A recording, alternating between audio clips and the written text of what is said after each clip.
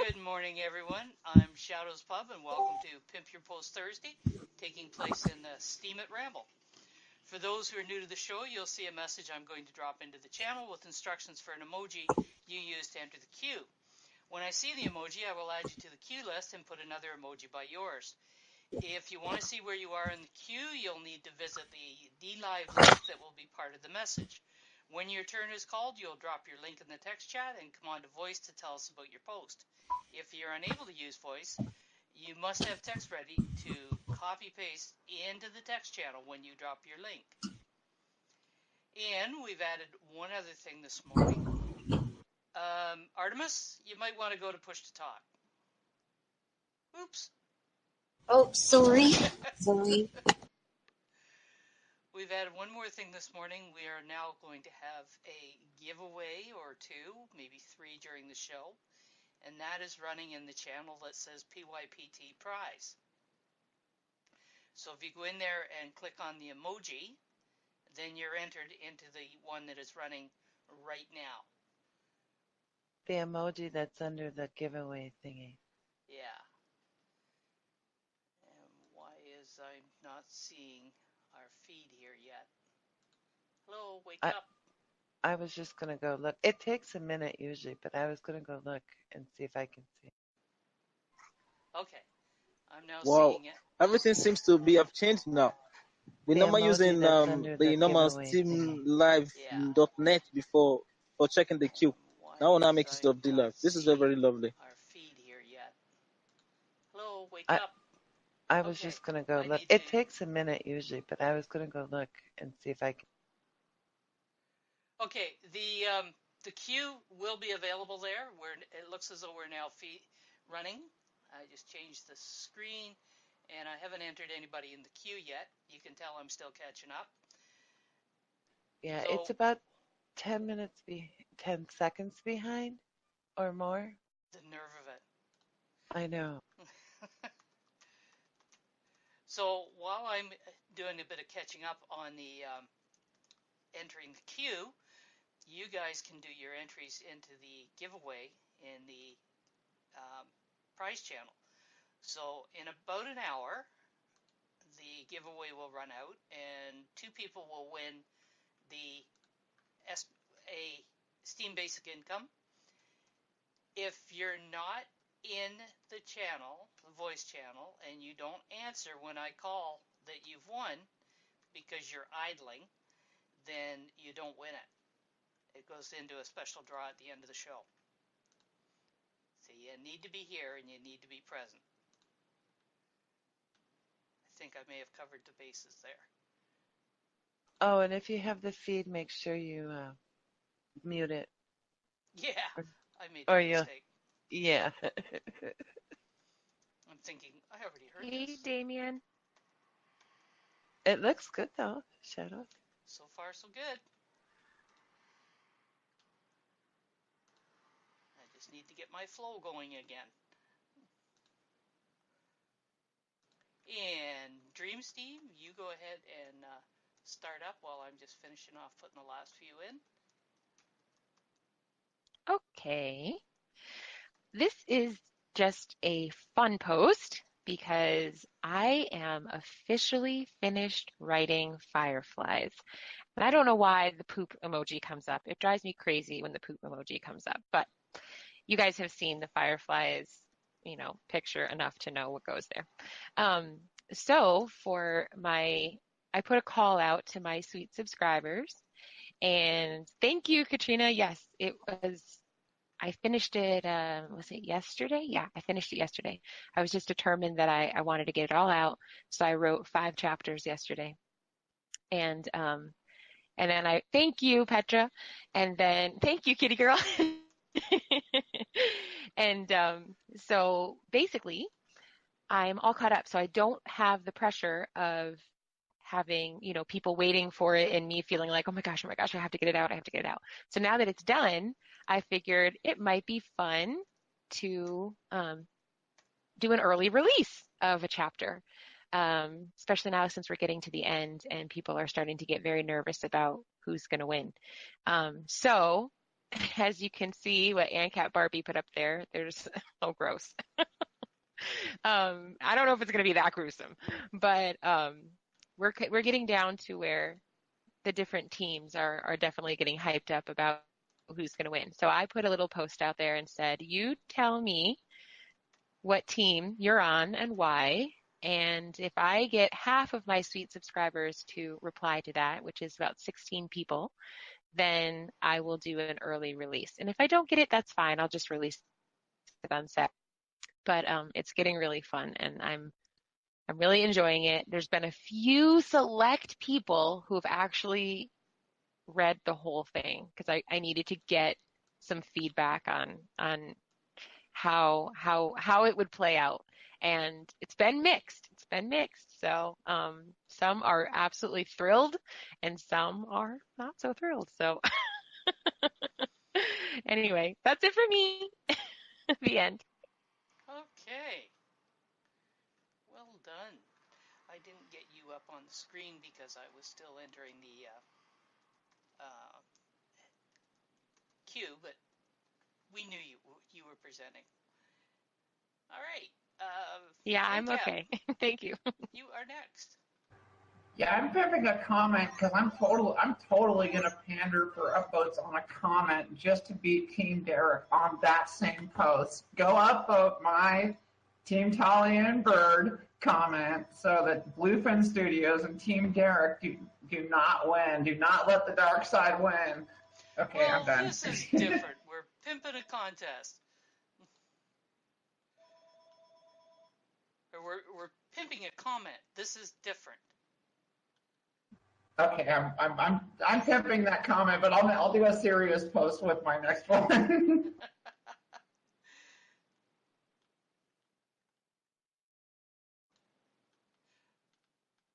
Okay, if you drop the emoji in more than once, you could end up in the queue more than once. So be careful about that. I've ignored the doubles and triples Hardaboria. You are already in the queue unless you're actually wanting to be in there more than once. In which Yeah, case, yeah, I'm very, very sorry. I'm sorry. we'll expect you to have that many posts. Also, right. the Firefly story is awesome. If you haven't gone and read it, I'm going to pimp Dream's Team while I'm at it because that story is just amazing and well written. Great fantasy story if you like that genre. But definitely go upvote my comment while you're at it. Yeah. And Warp Poetic, you are up. Okay, good noon, good evening, everybody. Good morning. And what are you bringing us today? Warped, are you there? Can you hear me? I couldn't for a moment there. You're back now, so let's see what you can do. Okay. I follow a guy on Instagram that does redactions. He blanks out some parts of a text to create poetry, but I couldn't do that on Steemit. So what I did instead was to code some parts of the words and to use the bold tag and bold markdown editing for some parts of the word to create a poem within a poem. So I have the main poem itself flowing for 3 or 4 stanzas. Then I have a poem within each stanza that is not part of the editing, that is separate, and that's the dark part. So that was what I had in mind. Thank you. All right. Thank you, Warped. And that means that Awaken to Life is next. I'm already coming? Okay. Hold on.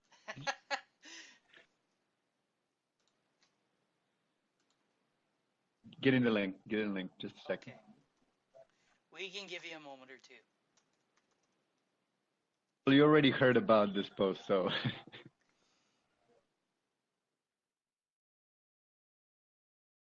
Okay, so there it is, guys. So basically, for all of you who don't know the background on all of this story, I'm just going to give you a quick run-up. Basically, every time when I finish my basketball season, I save some money and I come back home and I work on my dad on rebuilding our home.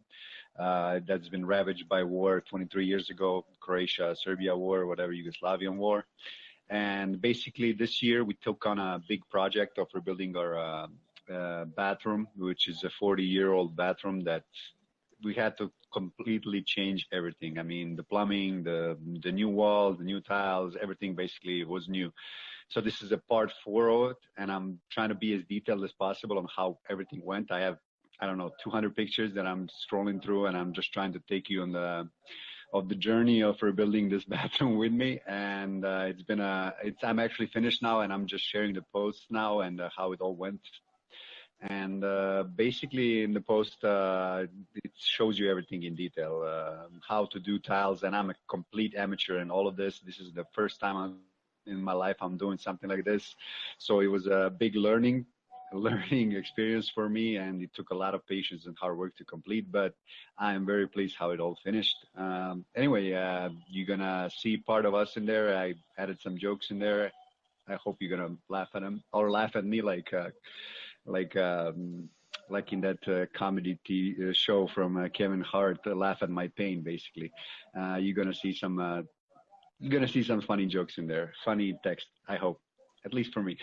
Okay, that's basically it. I'm gonna stop talking now. Thank you, guys. So that's a long time to have to wait to rebuild after a conflict. What was one of your biggest challenges in that time? One of the biggest challenges is basically having food on the table and having both of my dad and work. They had 3 kids to feed, after the war, and finding jobs after the war and everything settled in. Our house was basically almost destroyed in the war, and we didn't basically get any assistance from our country to rebuild it. And so until I started playing professional basketball, we didn't have really money to save it all up, to start actually rebuilding it. So that's what I'm doing right now. Every time I finish my basketball season, I leave some money on the side and I start rebuilding it piece by piece. I think I wrote a lot of posts by now. I mean, on all the projects we've been doing, this is one of the biggest one we did this year. All right. And Damien asked, are you the one in the Bob Marley t-shirt? Yep, that's me. You pick up on things well, Damien. Thank you, Awaken. Thank you, Shadows. Hardaboria, you are up.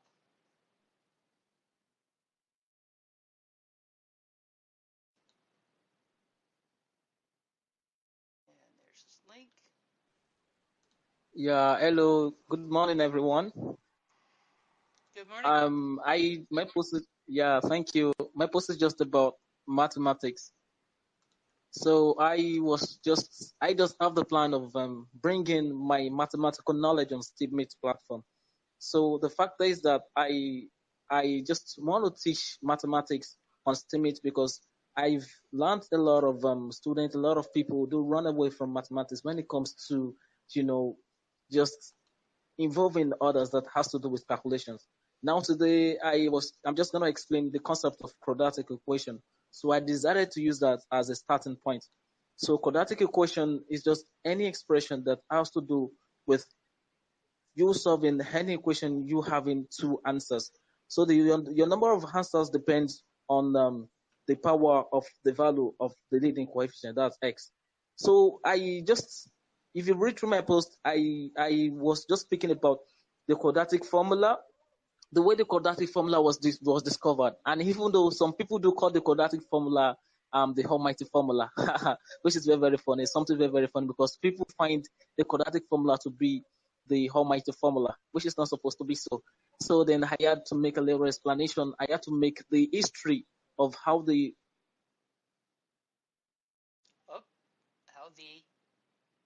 Did you drop the button or did you lose your connection? No, we have to solve for how the... Yeah, he's leaving us with an equation. You got cut off and you dropped your button, one or the other. I don't get you, please. I said you either got cut off or you dropped your button. I think your connection maybe dropped. is getting a little wonky, hard aboard you. Sorry, So, my network is bad. Yeah, I can't really hear. yeah, you're quite fascinated by mathematics, aren't you? Yeah, yeah. You see, hello, can you hear me? Yeah. Yeah, I love to involve in mathematics because I love doing mathematics, and that's why I also love to write posts. So sometimes I write mathematics, solve mathematical problems, and then do other stuff. But the fact is that this is just the first post about quadratic equations, so there are still more posts to come. So I'm still going to discuss about how we really solve them using several and different methods of solving quadratic equation.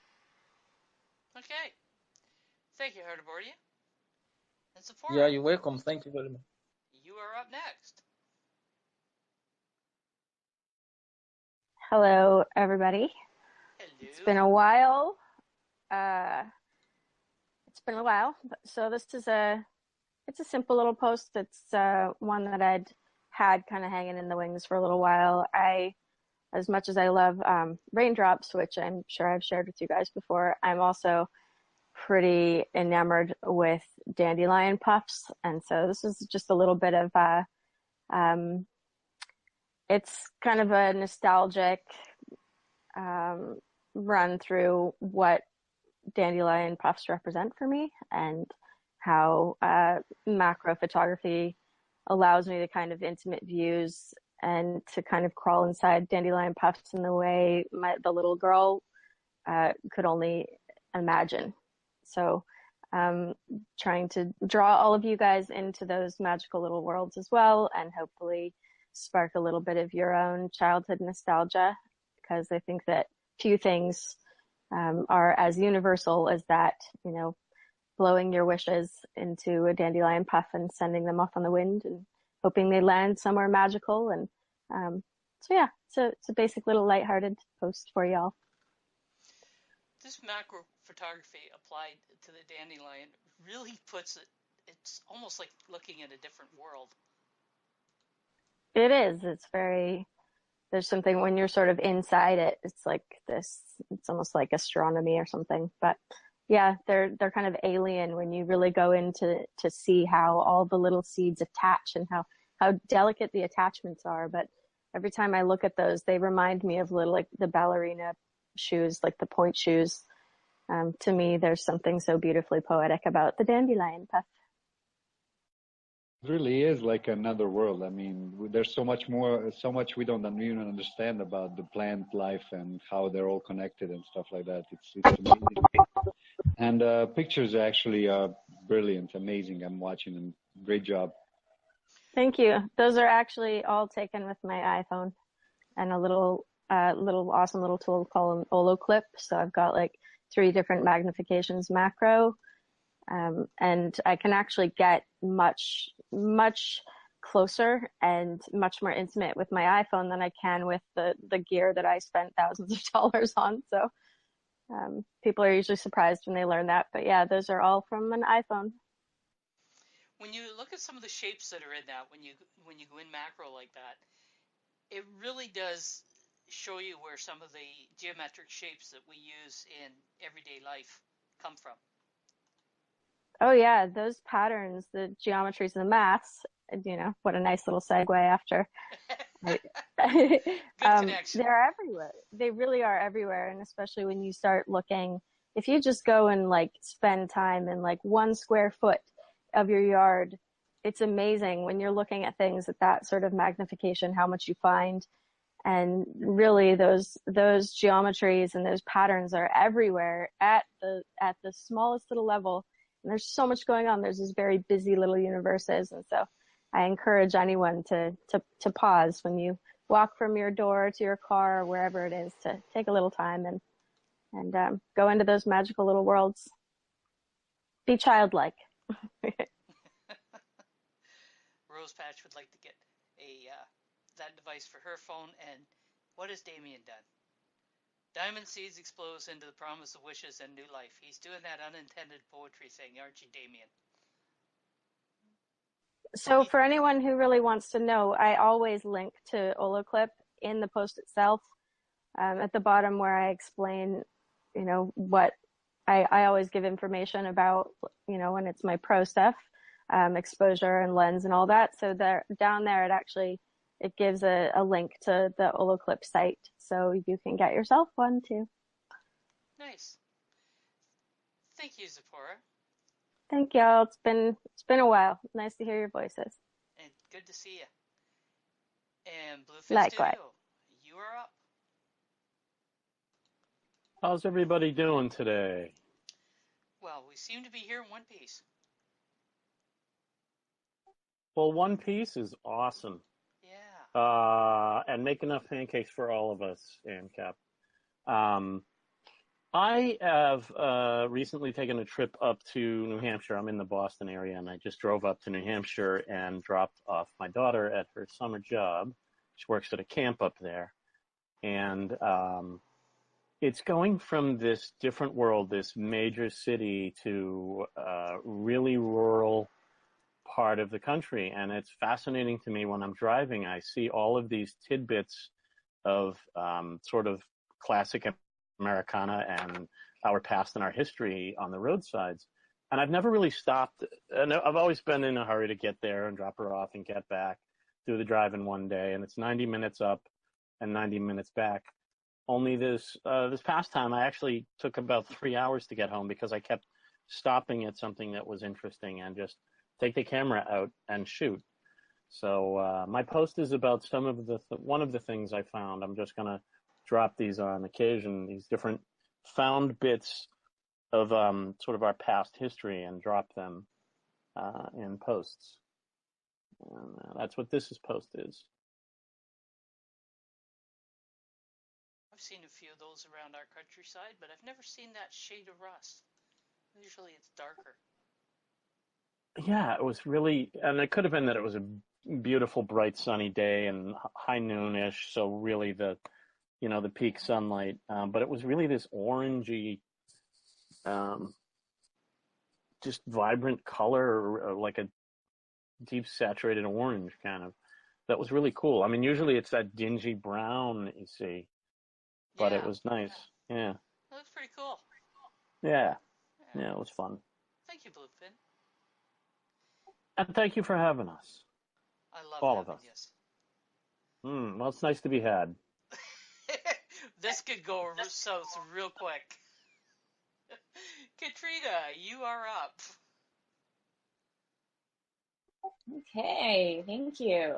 So, good morning, everybody. I was up very late last night doing my first vlog, which includes a really funny but slightly sad story about a cat and a mouse and a broken guitar.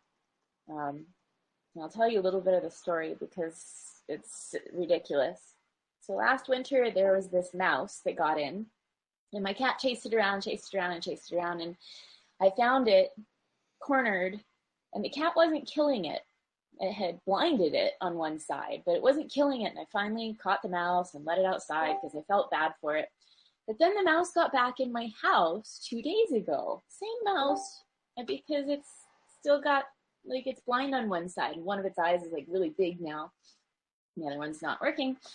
And so my cat completely failed to kill the mouse, and they killed one of my guitars instead. And so I guess I am in the market for a new 6-string. But it was... You don't know what to do. You've got company. I do. But anyways...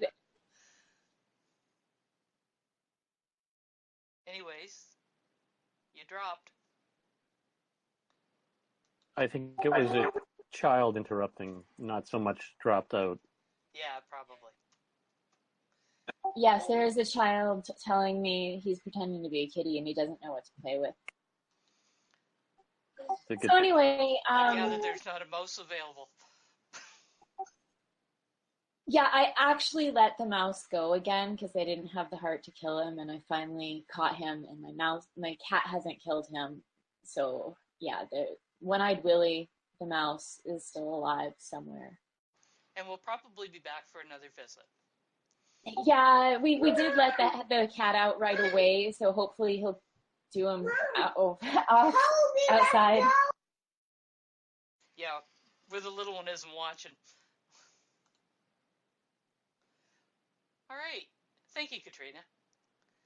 Snook, you are up. There she is. I have to actually hit the button. Good morning. It's the usual Good morning.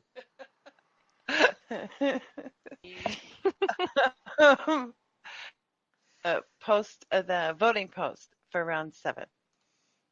So if you need some laughs or you just want to have some fun, go there and watch them and vote on your favorite ones, please. And that's about it. So how many entries We did had you get this time? We had 6. We did have 6. Down from last week or last round, but we had a lot last round. Aha. So people, get busy. Get those entries in there. Yeah, the new round does start today. The post isn't up yet, but I didn't figure anybody was going to be posting a new one today. I could be wrong. But you just never know. You never know. But I went to bed and then I couldn't sleep, so I got up and I did the voting post, and so yeah, anyway. The other one will be up sometime this afternoon. Okay. All right. Thank you, Snook. You're welcome. Thank you. Yes, this is my morning I am not awake voice. But you must be awake. It's after 11. No, it's 10:30. Yeah, right. In your world, not in mine. In my world. Okay. The Rose Patch. You are up. Yeah, it's probably best thought of as fun karaoke awakened to life, because you don't have to be bad to actually do this. Right. Your voice is not actually, it has nothing to do with how you're good or bad your voice sounds. It's the song that you sing and how much fun you have while you're singing it, really. Well, if I start singing in Croatian, everybody's going to have fun. There you Well, go. It's and not you the can same. you can sing in any language you want. Oh, interesting. I Yeah. might join this. I might just talk bad about some people and not give translation after that. Oh, Petra, you could be in trouble here. Okay. And the Rose Patch has got her post up. She says, lately I've noticed a lot of people wanting to be writers without having read any books. Mastery of reading is so important to mastery of writing. So I decided to write up an article describing why. And this is a well-done article. In fact, you will find it down in the writer's tips in the reference section in the Discord here. Well done. Thank you, the Rose Patch. And Petra's up next. Also known as Zenart. Ta-da! Hello. Hello, my lovelies. Hello, Shadows again. So I'm gonna post Now, about I like the way she did that. Hello, my lovelies, and then there's Shadows. Yeah, because you are my queen. You're not my lovely. You are my queen. Oh, okay. You're forgiven now. Good. Oh, come on. There's a big difference there. Okay, I wrote a post about my handmade felt necklaces and also wrote how you can order one for yourself. I am shipping them worldwide. Shipment costs are not expensive as you would expect, and you can also, I'm also giving you half the shipment off, so you're paying for half and I'm paying for the other half. Check and tell me which one you like best. They are super light to wear. You don't feel the weight at all while you're wearing them. And I can make almost anything into a necklace. So if you have any idea, yeah, Baby Groot. Yeah, She's your one of my voice favorites. kind of went distant for a moment there, Petra. Oh, sorry. Now better? There you go. Now you're back. Okay. I think I sat on my mic or something. Yeah, very good is one of my favorite ones too. I can make almost anything into a necklace. So if you have idea or a picture, yeah, I can probably make it. Dreams Team is the first American to order my products, and I'm so happy for that. Thank you, Dreams Team. So far, I have shipped my products to Netherlands, Malaysia, and USA. So make me happy and allow me to brag to my friends how I ship worldwide. And Dreams Team says she's purchased Zenard's products. They've arrived, and she hasn't posted about them yet, but the work is lovely. All right. Thank you, Zenard, also known as Petra. And Thank you, my queen. Scarlet Media, you are up. This is Scarlet's first presentation at PYPT. Oh, very nice. She's dropped that right in there. So come on, Mike, and tell us about what you've got. Hello, guys. Hello. Good morning. Okay, my post is a folklore, and it's titled "The Origin of the Moon and Fire." So it stems from a little time out I had with my grandpa while I was still a child. He told me the reason why the moon is not there, because I was a very curious child. I usually asked questions like, why is there fire there? How is the fire burning? What about the moon? How did it get up there? And he always has these stories to back up his words. So he told me this story, and I said to write it. I added some other ideas of mine to the story. So in the past, the world of man had no fire. There was no moon.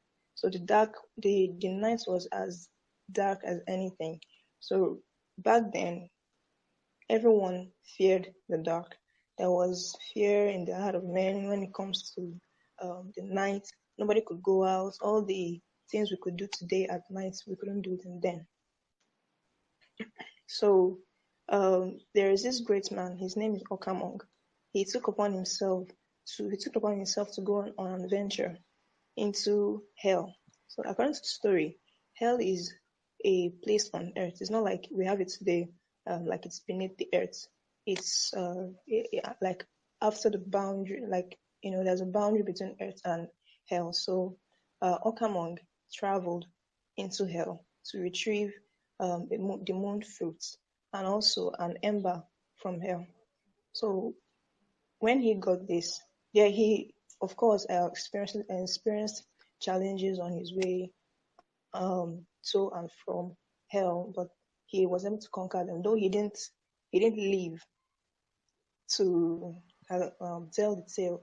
It was his hound, his dog, that told the people of all the travails he passed through.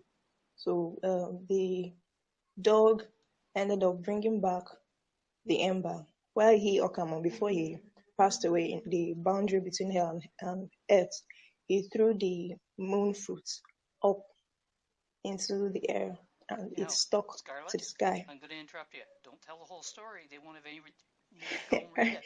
I'm done already. Okay, then. Well done, Scarlet. And you've now earned the blue for PYPT attendee.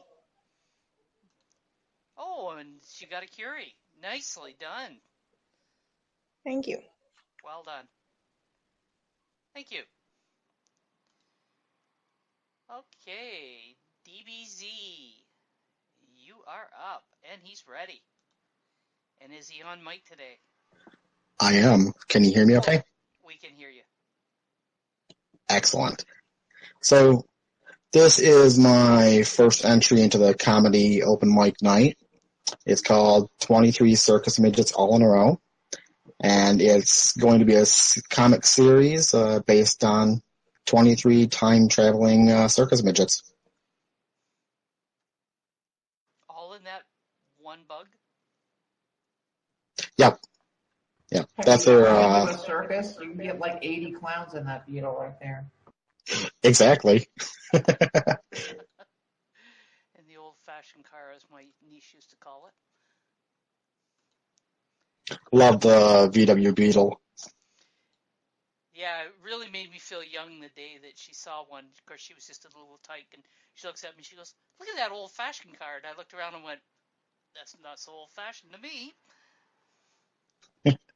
That's funny. Kids and their perspective, they wake us up in a hurry. So how many parts are you planning on this? Or are you planning? You just going to roll with the flow? I'm just going to roll with the flow. Well, good luck with the coffee Thank you open mic, much. that is. All right. Thank you, DBZ. And now, I hope I'm pronouncing this correctly. Ravioli? Jola? It's raviola. Raviola. Oh, just like Yeah. the food, just like the dish. Oh, not like the food. Anyway, it's delicious. Yeah. Yeah, the dish is delicious. So I hope your post is too. And this is also her first presentation, and she's one of the people being helped by the Welcome Wagon. Yeah, and I'm very excited, particularly to be in Petra's and Awaken to Life team, who provide a great support. That's good to hear. Yeah, they're sure. good people. So, do you have a link for us? So, yeah, just copying it. Okay. And here it is. Well, the first thing I would like to recommend you, precisely this post of mine, is because I managed to format it on my own, and I'm popular in my community as panicked by codes. But I did it. I'm very happy to format it properly at first place. And I'm very delighted with the content. I see people like the style also. Why I think this post should be read by more people is because it's about the support. It's about roots and sources of skills and knowledge. And I personally believe that all misunderstandings and confusions we have nowadays is first because of the improved technology, and second because people forgot to read, to go back to the knowledge sources. And this is not to sound like a preacher, go and read, but it's an attempt to go back to the important things, the small things that are making our day brighter. This is why I think the story is particularly positive, and I really recommend it to you. All right. Well done. Thank you. Where are you Thank from? you. Where are you from? I am from Bulgaria, but I'm half Serbian too. So I'm from the Balkans. Okay. Well done. And thank you. She was the perfect fit then. Yes, she's one of us. Didn't even tell us she was I've always been one of you. Awaken. I think he meant from the geographical area that you come from. You are definitely one of us as a member of the platform. Yes. I'm talking about the Balkan area kind of thing. Yeah. All right. Well done. And you now have your PYPT attendee blue. And again, I've got to, hopefully I'm pronouncing this correctly, Glenn Yosoros. And are we there? Hello, Glenn. I see him. Are you ready to present?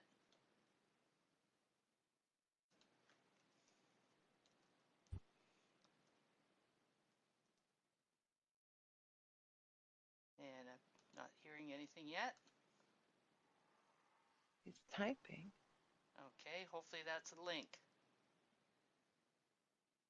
You have a link for us, Glenn, and are you coming on mic? Wait for a minute.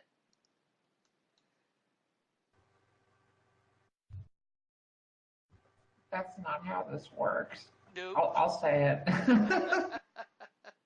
Well, I'll say it. It is his first time. We try to give as much leeway as possible. There we go. And are you coming on mic to give us a description of your post?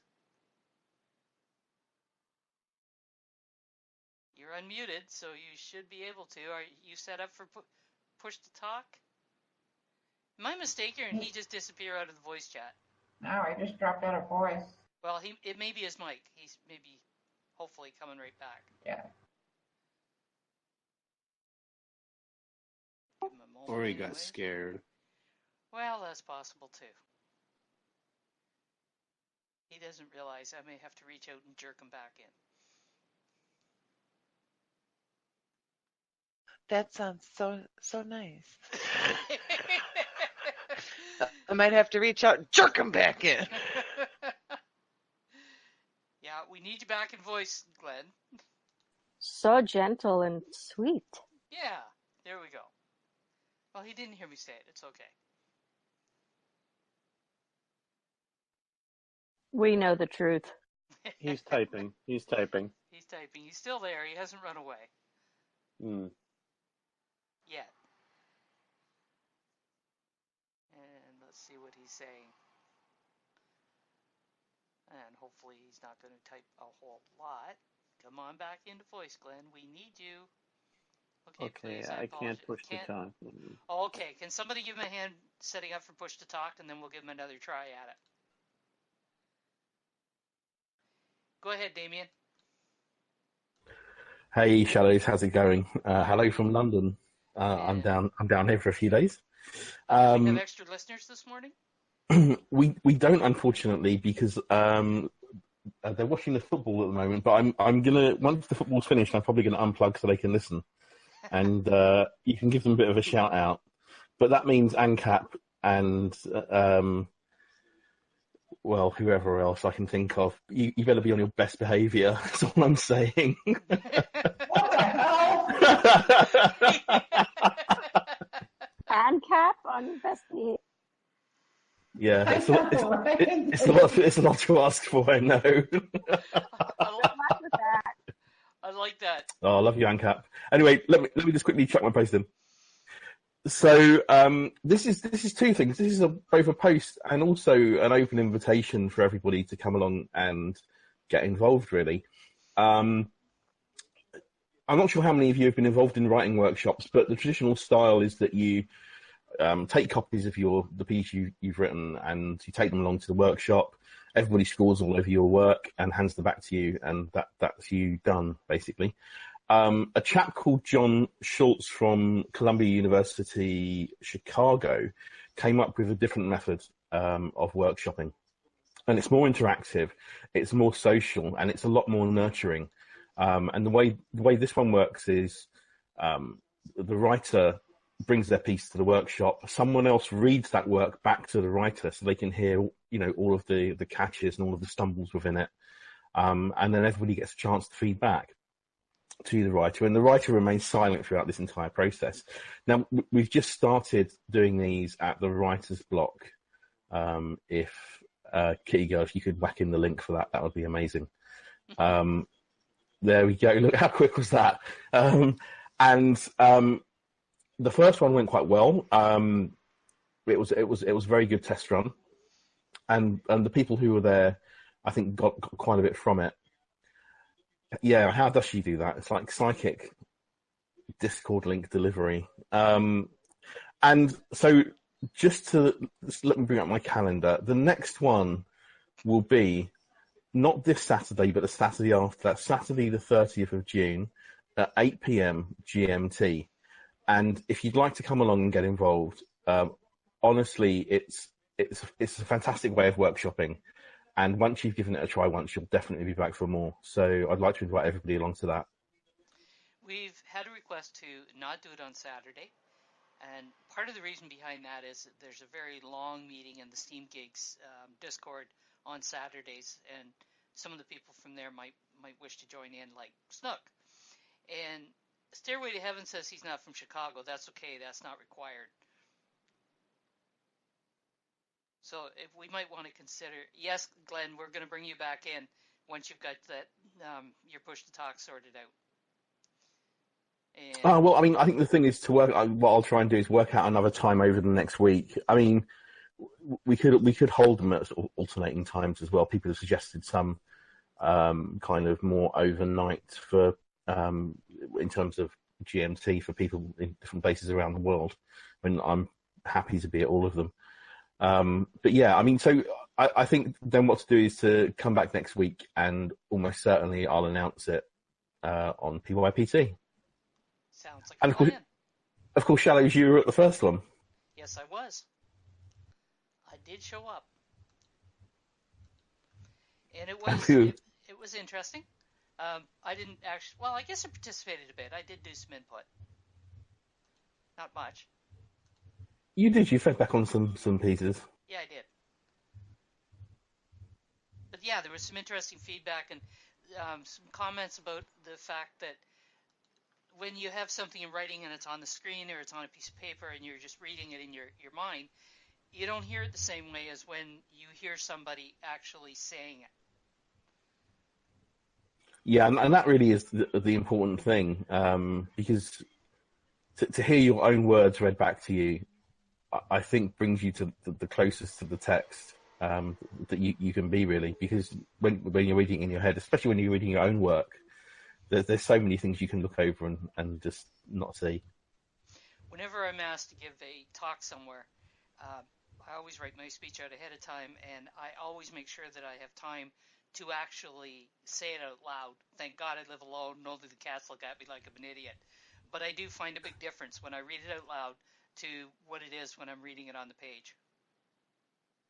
Yeah, I think that's one of the central parts of this. So, yeah, please come along to the next one. We'll sort out times and stuff, so it doesn't clash with anything else. And I'll be back next week to let you know exactly when it's going to be. That would be wonderful, because I'd really like to go, but the Steam Gigs thing is literally like 12 hours. That's quite lengthy. Yes. And I yeah. Yeah. Okay. Thank you, Damien. Thank you, Shadows. And Stairway to Heaven, you are up. And Stairway is presenting by text. Get the link up there. And good morning. This time I bring you a summary and analytical opinion on a movie that I call my interest in, which emphasizes death as the main issue to be addressed and the impact it has on our lives. This time giving presence in a narrative aspect together with the main character I hope you like. All right. And is that the name of the movie, The Seventh Seal? Probably is. Have a read. Leave a comment, if not a vote. It's okay, Glenn. I got you back in. You don't need to keep repeating. Hello. Okay. Hello. We can hear you. Good morning. Good morning. Can you hear me? Yeah. Yeah, your mic's So working, sorry for dude. that. Now we know you're... So sorry for... Yeah. That's okay. It's my now first we know... time to be here. Now we know that your mic is working. We'll get you back on the list. Okay? Yeah. Okay. Yeah. Thank you so much. All right. Dreams Team, you are up. Okay, so this post was the last of my gratitude posts, and it's attempting to do two things. One, express my appreciation, and two, embarrass Bluefin. I, as you know, Shadow, tend to get myself into a lot of different projects all at once. And Welcome Wagon kind of took off a lot faster, a lot harder than I expected. And yeah, I was kind of in the weeds. And Bluefin, who is a G, all of my all of my gratitudes were grateful for G letters. And so he was the last one I thought, hey, he's a G, so I'm gonna make this about him. But I think Welcome Wagon is kind of thriving right now because he came in and he just really shared the burden that was on my shoulders, and cannot tell you enough of what a great person he is. He's extremely helpful, always looking for help out, always looking for creative ideas to make it better, and literally like every day my messages from him were, what's on the schedule today and how can I help you with it? So anyway, I think that I've embarrassed him enough, but yeah. So thank you, Bluefin, who is also a G named Greg. I kind of have to agree with you, Dreams Team, because Bluefin's one of those people that you always value because they don't come in and throw any kind of weight around or, tell you how great they are. They just simply show that they are because they contribute quietly. And they're often not noticed Yes, and appreciated. exactly. And actually, when he did come on, I said I wanted to do like a post, just saying, hey, newest, kind of member. And he was like, no. It's like not a big deal. And so he just really scenes and kind of just backstage and is totally happy to let other people take the spotlight. And the only time that he is being not humble is when he's being really funny and kind of twisting it. So he did a humility post that was pretty hilarious, talking about how he's the most humblest person that he knows, which was really, really funny. Anyway, okay, the end. Yes, he certainly does have a sense of humor that can be well appreciated. All right, thank you, Dreams Team. And ANCAP, Damn, you are frickin' up. Team Derek evildoers.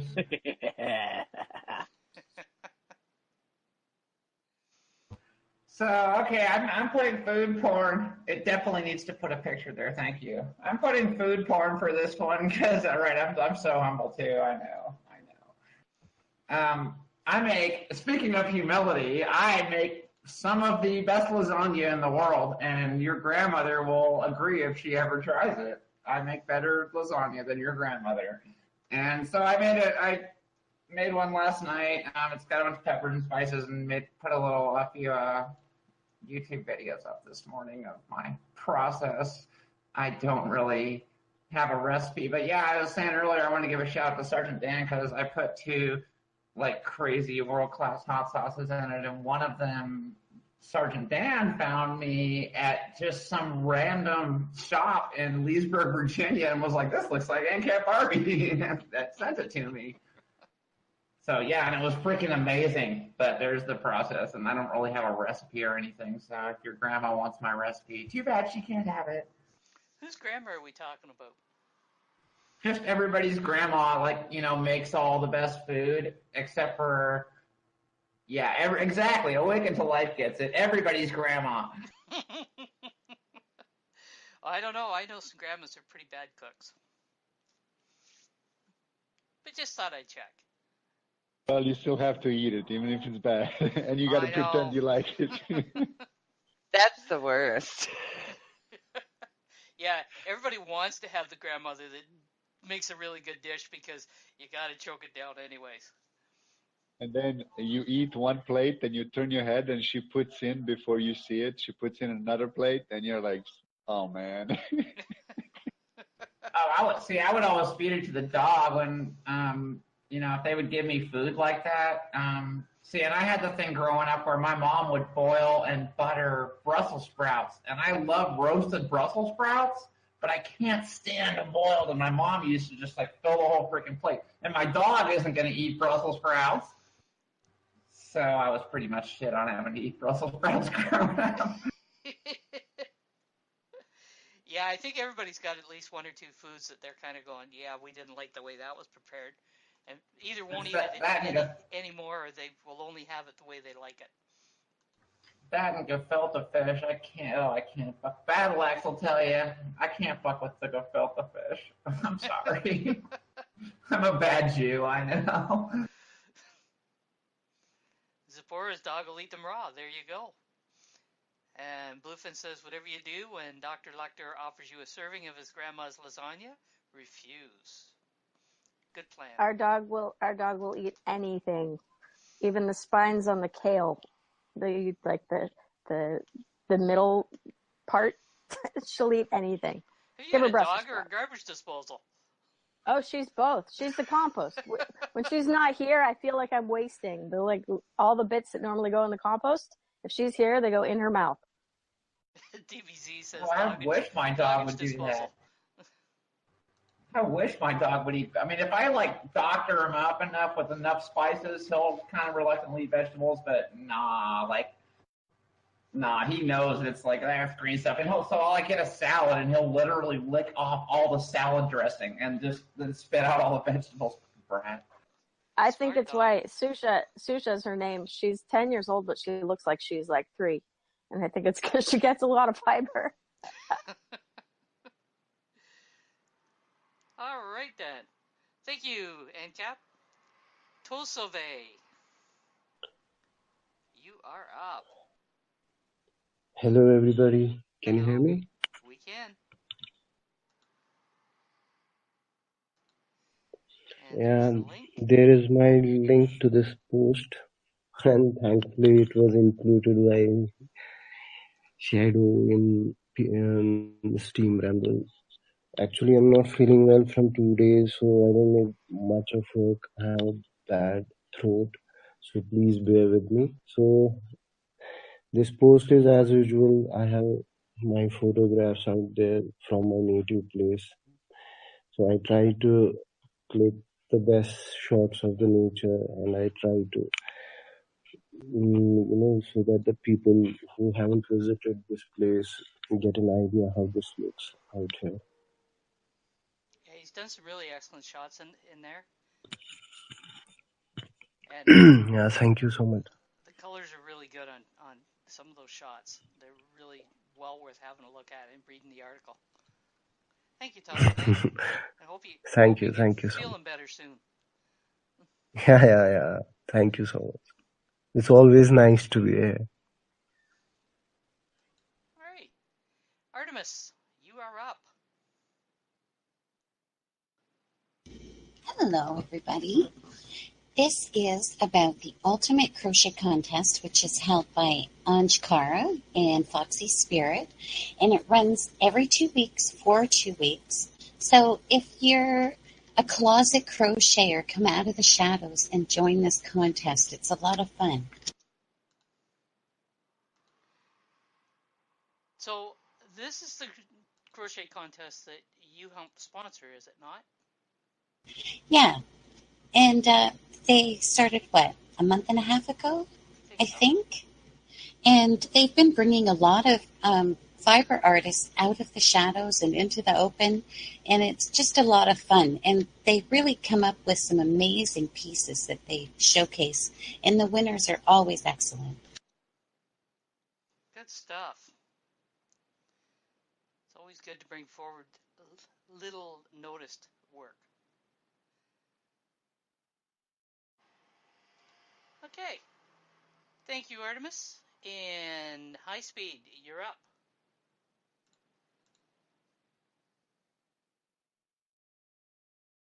And Cricket. Oh, there he is. And we're waiting to hear from High Speed. Not hearing anything. Are you on mic?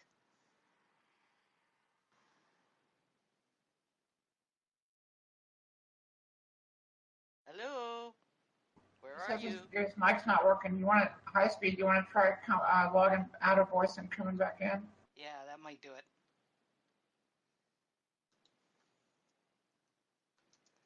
Give him a moment to do that.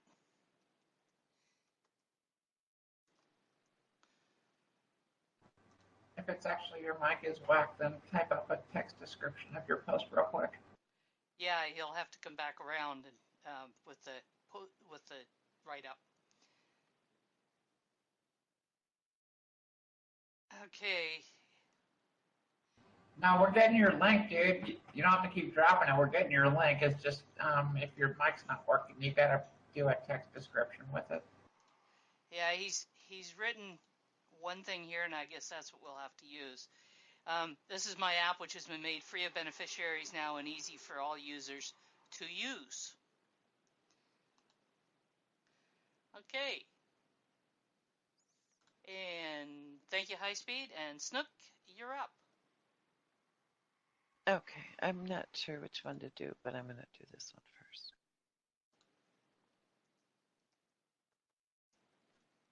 A lot of people are doing U-logs, and it's something that Surpassing Google came up with. This is a video that helps explain what they are. It's easier to watch the video and get an idea of what they are. So really neat to see that Katrina Ariel made one this morning. I was really happy about that. And that's about it. And there seems to be a growing list of people doing U-logs, which is great. Yes, yes. I'm really excited about it because they're made for everybody in the world, and they were originally made to help stop the spam accounts. And the premise behind it is that everybody has a life and that your life is interesting and to write about it. So you can see how people are living day to day all over the world, which is, I think, really cool. Because I'm not going to go to, other than my hometown. I hear you on that one. All right. Thank you, Snook. And DBZ, are you here? You need to say yes. I am. And the kitty girl. The kitty girl. Yes, I am here. Good stuff. I am here. We have 2 winners on this round. Thank you, Dreams Team, for catching that for me. And fantastic. We're going to start the timer again for the next hour. Congratulations, both of you. Okay. Leary by Leary, you are up. Hello. Can you hear me? I can hear you. Well, I hope you all are having a great day. Well, as you know, Sunday was Father's Day, so I made this customized card to my dad. I love to do this kind of things because it can make a gift more special. So my mom helped me out, taking me the photos while I was doing the card. I show you on the post every step of the process if you want to do a card for yourself, for your family. It's really easy and quick to do.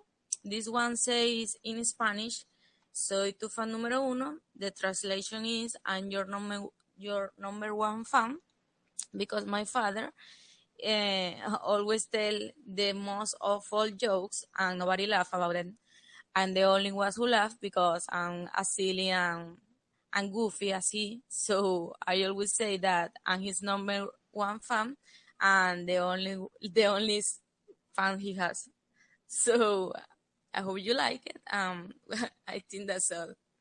Thank you, guys. Okay. I have to say that if you take this tutorial and you make one for yourself, please send me the photo because I want to see how you do it. Good plan. Thank you, Leary by Leary. And thank you. Yidneth, you are up next. So can you hear me? Because I'm on the computer. You. Yay, worked this time. So I'm going to drop the link.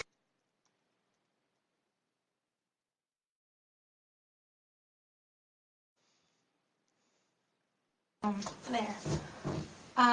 So I just made the post, and I hope it doesn't have many typos because I posted it just like maybe 20 minutes ago when the show was starting, and that's why I got in a little bit late. And it's another nature post. So this time it's about these fairy shells that you usually find on the beachwoods, and it is about these fungi that are called tinder fungi. And for me, they look very much like fairy shelves, and I would like to place them all over my room. But I tell also the background story and what they are used for. Actually, I always was fascinated by tinder since I read when I was a child Anderson the Tinder's book. So I was really excited when I knew what the tinder was originally made from. Just like they used to use this fungi dried with salt water in the sun to have that paste to be able to ignite fire, and basically also for different medicinal and different uses as well. So it's very much a little bit of sharing the forests that I live around, because all the pictures are very recent. I think those pictures are maybe a couple of weeks old. And also to let you know a little bit more about nature, which is something that I really enjoy from my fairy point of view, because it's my way to experience it, maybe. And that's all. It's a very simple post, but I really hope you like it. It has quite a lot of pictures and some isopods, which are really my favorite bugs ever. I really had a pet isopod, so I'm very excited whenever I find them. And I hope you enjoy it. And if you do, drop some feedback. I'll be grateful. All right. You have the weirdest pets. Do you keep those as pets? The isopods. I had a roly-poly isopod pet for 3 years, and I used to collect like fungi and moles, and I had just like a big terrarium for a roly-poly. She's in one of my video clips. I'm going to share that one soon. I mean, I really love them. They're really good. Just like a fungi, they have a purpose, and in this case, isopods they help like fungi to decompose the organic matter, so everything recycles in the forest. So they're like guardians of the forest themselves, like no, the small things are not devoid of meaning something really big. That's what I always say. All right. Thank you, Yidnith. And Hardaboria, you are back up.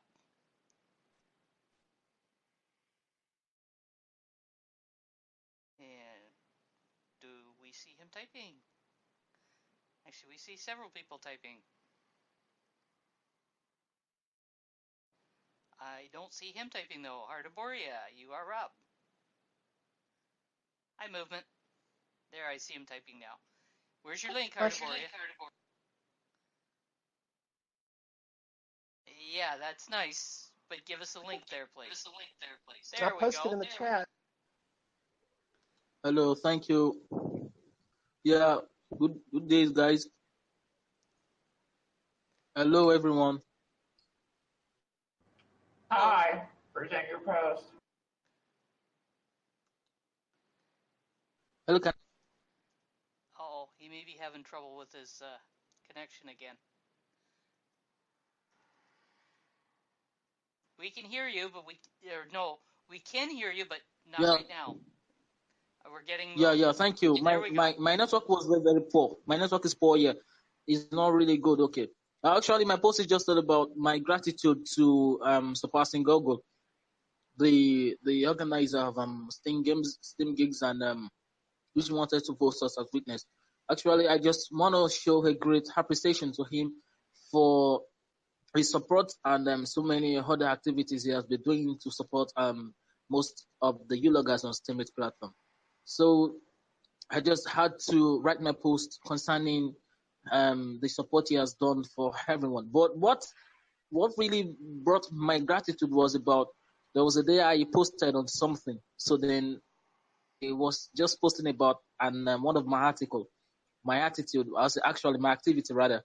So then I saw Surpassing Google. He upvoted a comment of one of my followers, then also upvoted a comment of mine. So then I was like, wow, this is really, really interesting.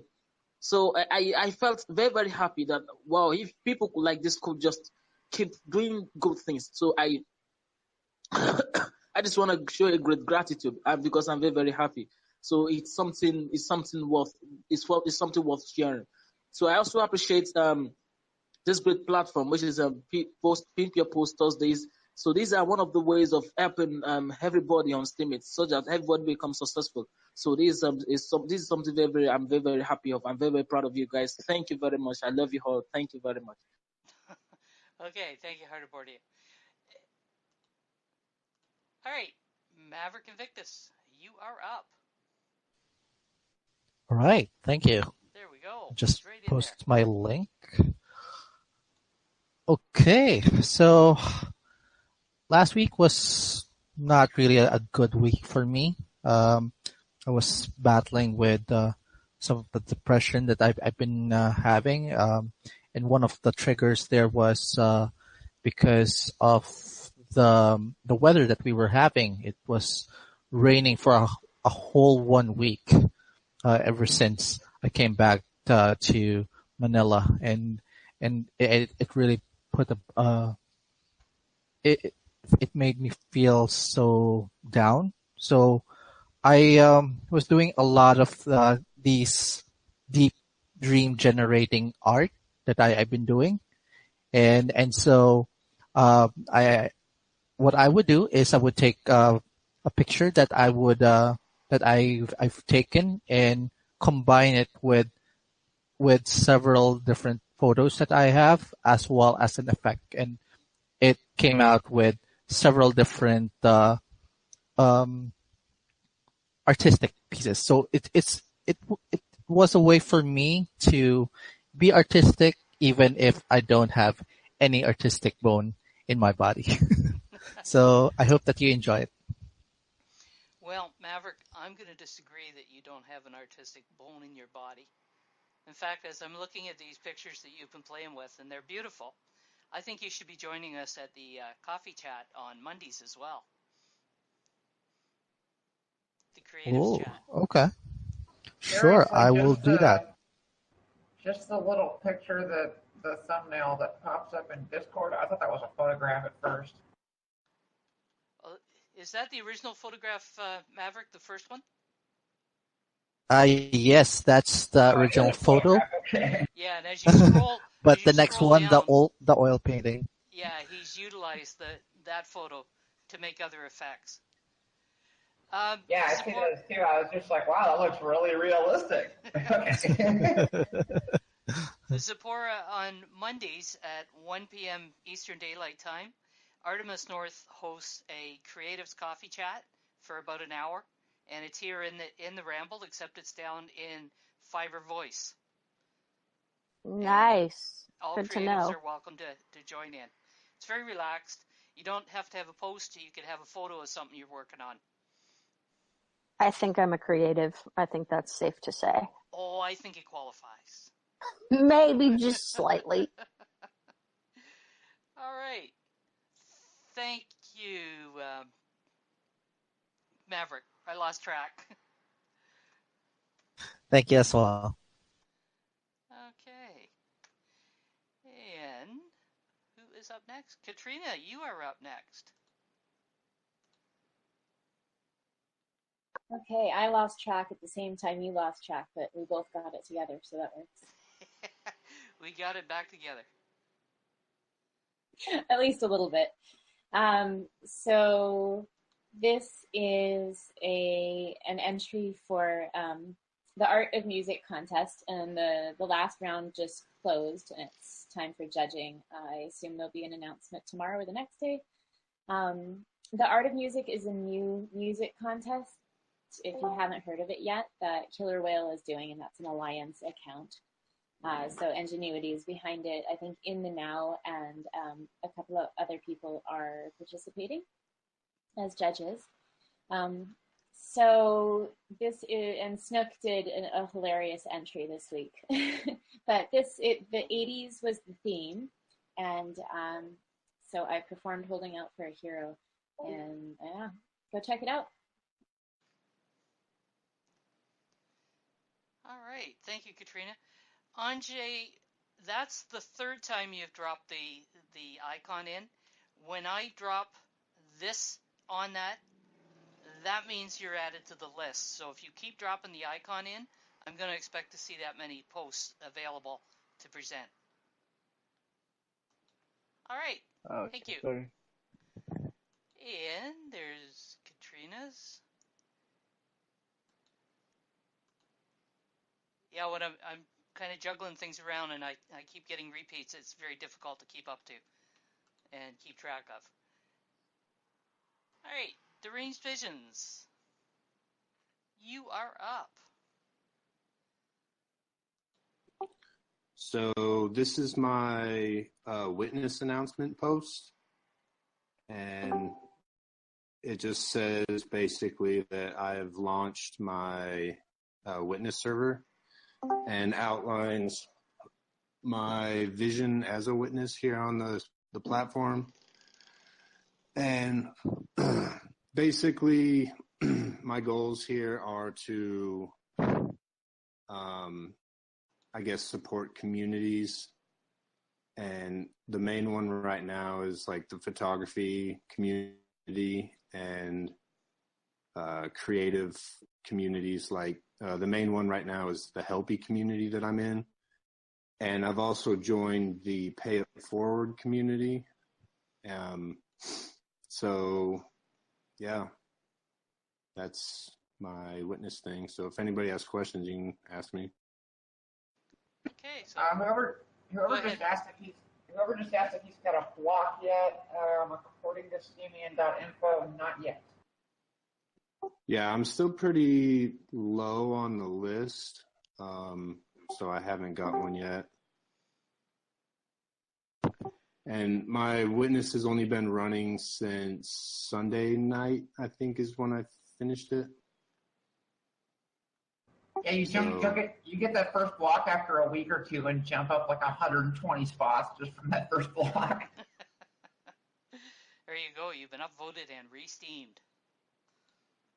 Sweet, thank you. So, there is one thing that I need to do right now, and I need to go back up to where you last Joe, Jack Miller in the house. Yep, Jack joins us quite often. So, Deranged now changes from PYPT Blue to Witness Mauve. Woohoo! Uh-oh, I changed colors? You change colors. Yep, you can't hide anymore in the blue. Now you're bright fluorescent. There we go. Crimson calls it hot pink. Hey, I'm not scared of pink. She says mauve is generous. Okay, well, it's my interpretation of color. It's purple, though. This is true. Purple is kind of a royal color, but don't let it go to your head. Vivid violet is suggested. There we go. Now you got to type so we can see your new color. All right. Thank you, Deranged. And Zenart, you are up.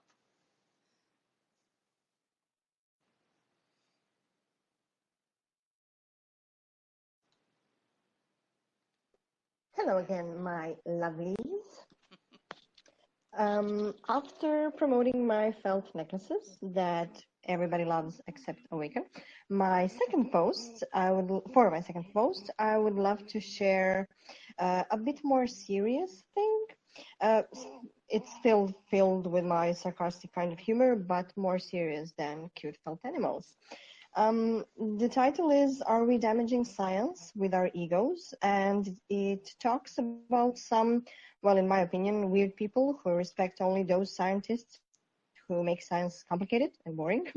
I, for one, think that science can be fun and educational at the same time, and get pretty much frustrated when someone says, well, you should dumb it down. You shouldn't dumb it down for simple folk. That is just mean and wrong on so many levels. Educators and promoters of science should get the respect they deserve because they are encouraging so many people and doing an important job of inspiring people to do science. There are people out there who think that science should not be fun, sparkly, or interesting. And I say, why the F not? Just because someone is not able to explain it and make it fun does not mean the others should not do it. Go and check the post out. Tell me if the formatting is good. I did spend a lot of time making the post look like this. And of course, leave me your lovely comments on whether I should continue with my fun science posts. And if you agree with me that science is only complicated as you make it to be. And Artemis pipes in there and she says Bill Nye would definitely agree. Blue says, why the F not? Perfect. There we go. Yeah. I love Bill Nye.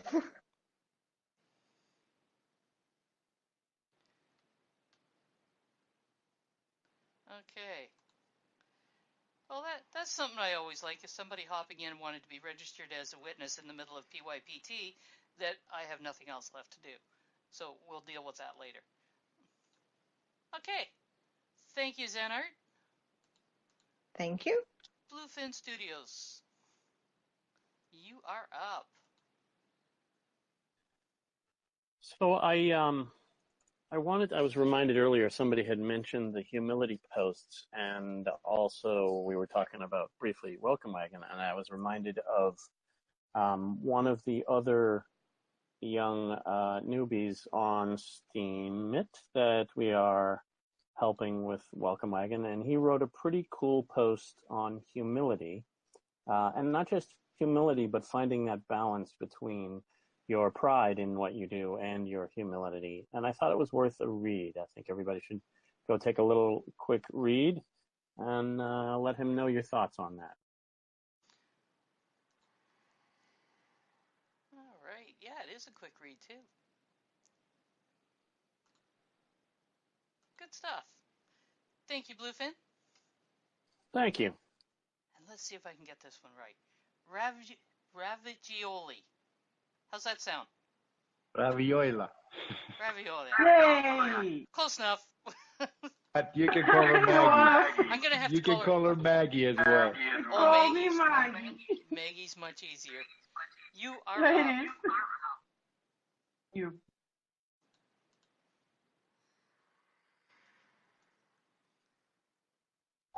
Yes, Here I we butchered go. it less than usual. Here we go. Now, this is a huge teamwork where Awaken and Zenart helped a lot. And I'm very glad to present to you this particular post because I was able to learn a lot. They are outstanding teachers, believe me, and I'm honored to have them. And I will do my best to improve, just to be like them. So now about the post. Yeah, they are worth it, indeed. They were so patient with me. So thank you guys again. Now this post is about a very interesting place in the town I live. Well, something like 100 meters away from my flat, there is an ancient castle which was built in the early 9th century, and it is completely intact. It's preserved. There are a lot of medieval festivals every summer held in there, and as we go down the park, which starts at the castle and runs by the river, the first thing one would see is the ancient synagogue, which was in the list of UNESCO for cultural heritage because it is known for its best acoustics on the Balkans. And then in some 100 meters also, the street, there is a mosque which is particularly interesting because it doesn't have the crescent on the top of the tower, but has a heart, which is a symbol of tolerance of the governor, Turkish governor that time, sorry. And then across the street of the mosque, there is an Orthodox church, and we call it the Triangle of Tolerance. This post is not treating any tolerance or integrity or identity issues. On the contrary, it's just making a parallel of the people before and the people now. How we get along with each other, or are we capable at all to get along with ourselves at the first place? And I hope really that I've managed to provide a glimpse on the medieval days and also to be funny. So if you like it, vote it in and leave a comment. Of course, I would be very happy to have your thoughts, guys. Thank you. All right. Well done. Thanks. Okay. Glenyosaurs, it sounds like you've got a mic working. Hello. Would you like to just test it for a moment? Hello. Yeah, it's working. You need to release in between so that I'm not echoing through you. Hello, Shadows Pod. Thank you so much for inviting me here. Thank you so much for inviting me here in this group. Uh-huh. So I just want to say about my blog today. It's a Steemit Open Mic. We need the link, please.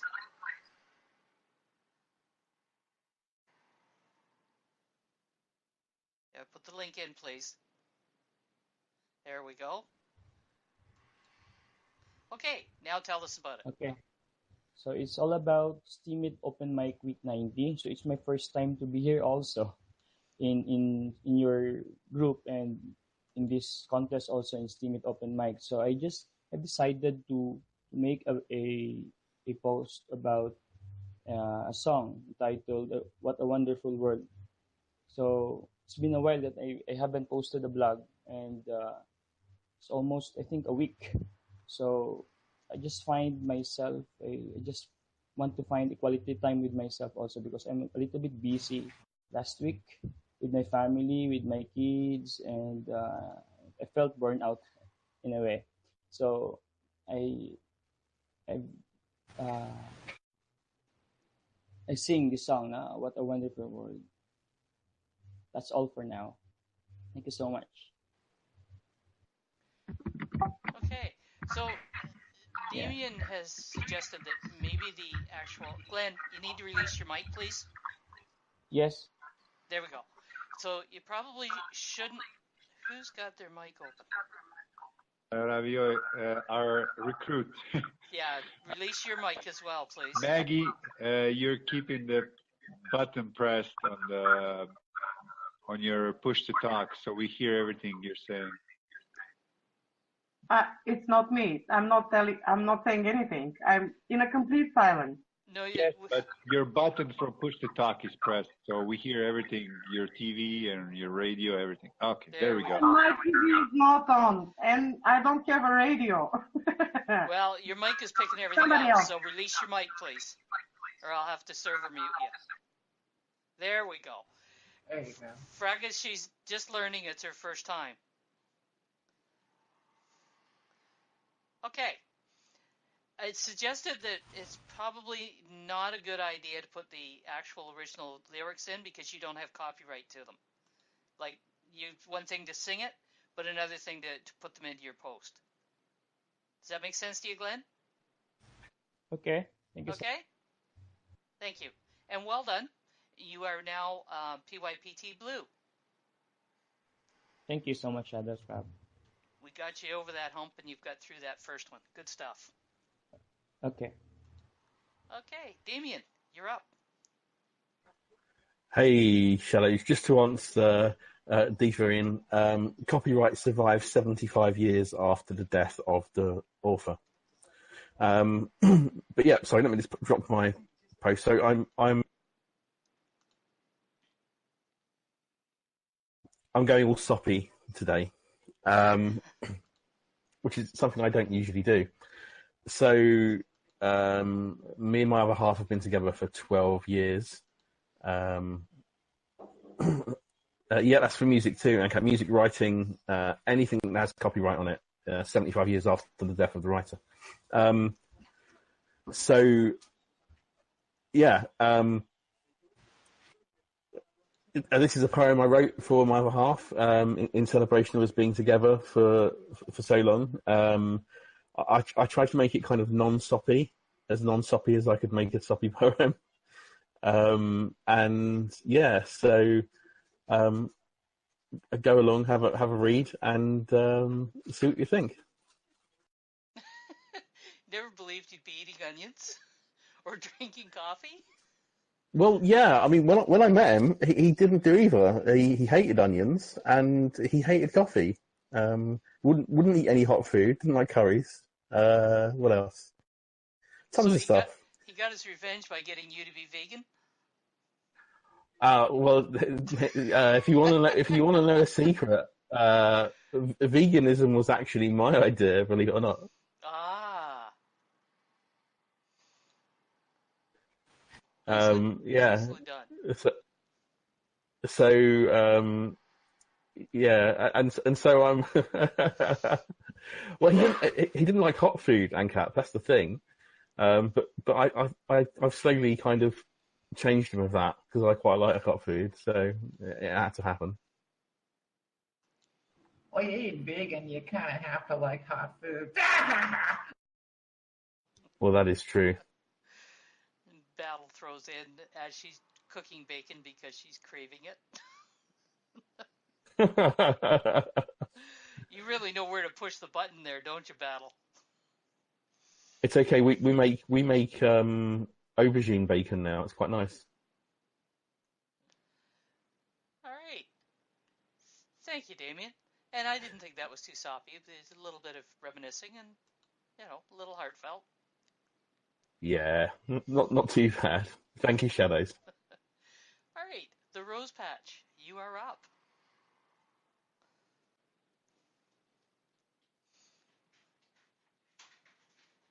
And is she still with us? Yep, I see her typing there. She's going to present by text, I would expect. And we'll just scroll back there and get the text. Okay, so this post only has about 9 hours left before payout, but I wanted to share it. I love playing video games, and every now and then I come across one that just blows me away. Brothers, A Tale of Two Sons is a beautiful story with a very unique style of gameplay. I've played it twice so far and still feel the story deep within my heart. My internet connection is too poor for game streaming or even for uploading a recorded video, so I felt it was best to use my skills and write a review instead. I promise you that this is spoiler-free review, so if you haven't played the game, it's safe. No more accidental spoilers coming from me. Sorry, Damien. Alright, so if you're into games, you want to check this post out and have a try at it. And Deranged Vision apparently has played the game because he says that it's a great game. An awesome game, actually. All right. Movement. Oh, toenail clippers. I don't think we know where they are, movement. The kitty girl, you are up. Hello, everyone. Today I have got a helpful post for everyone. Every now and then I see people that say in Discord, I don't have anything to post about. And that always amazes me because I have so many things to post about. I have to narrow it down, have so many interests and hobbies and whatnot. But this post has some suggestions in it, hardcore suggestions about what you can post about if you've run out of things to post about. You can tell us about your hobbies, your job, challenge that you overcame in your life and how you persevered. Your favorite restaurant, what kind of food do you like? Just so forth and so on. There's always so many things that we have to post about. I also include a list of challenges. You can answer 12 questions. You can tell us about your happy place. Tell us how you got your Steemit name. There's just always so many things to post about. And if you ever hit a brick wall, with your creativity, take a peek at this post. I would suggest bookmarking this post so that you can return to it anytime that you get stuck, and maybe it'll get your creative juices going. I also want to tell you that if you do some of these challenges, that gives you a post to make, and it may also make you think of something else to post. So doing the challenges, that's a really, really good idea. You may actually get several good ideas for a post from doing just one of those. So hope that helps some people. And if you do have suggestions for other things that I did not list, please put them in the comments and let other people learn from them. Thank you. Okay, so while Kitty Girl is presenting there was some few comments being made there, and DBZ says he agrees that too many ideas that makes his mind implode. Fracas says he needs inspirations for posting. Movement says that's a helpful little post. DBZ then says, so I just don't post because I have too many bits and pieces. Yeah, that's kind of like, being stagnant on decision making more than purposes of posts. Movement says he never has time for challenges though. So all kinds of ideas floating about. So you never really need to be out. ANCAP says I get creative inspiration by hitting my head against the wall, though it might be a concussion. That's entirely possible, ANCAP. Could explain a few things. Well, and to the comment about the person who said that they have no time for challenges, some of these are very short and sweet. Like, tell us about your Steemit name. How did you come up with your Steemit name? That's something you should be able to bang out in 5 minutes or 10 minutes. It's not a really long, involved challenge. So some of them are not that bad. I think Movement was kind of getting at that he had a bunch of things to do. And Chrism says she heard a doggo tapping away at a keyboard. That means that we're going to be looking for Murphy to produce a post. Katrina says, I would love to have Murphy Dog in here doing a presentation. It'll be borking along. All right. Thank you, Kitty Girl. And Louis Dra is doing his first presentation, and it's by text. Good morning to all. I'm pleased to present you with a tutorial on how to make the drawing of Captain America. The idea of this message is to help other artists to make their drawings so I can see how the best way is done. This drawing took me 14 hours, but 14 hours were really worth investing. The finish was very good, despite the small detail that presents the drawing. Even I take it as a way to learn, because I see details in my own drawing that I can get even better. Excuse me, my English is not very good. Actually, you didn't do too bad. So there we go. A drawing of Captain America. And it has some process pictures, which I always love seeing in a post. And there's one thing left to do, is give Louis the PYPT blue. Well done, Louis. Thanks to Kitty Girl. I actually did not know that. Yes, that does mean that you are up, ANCAP.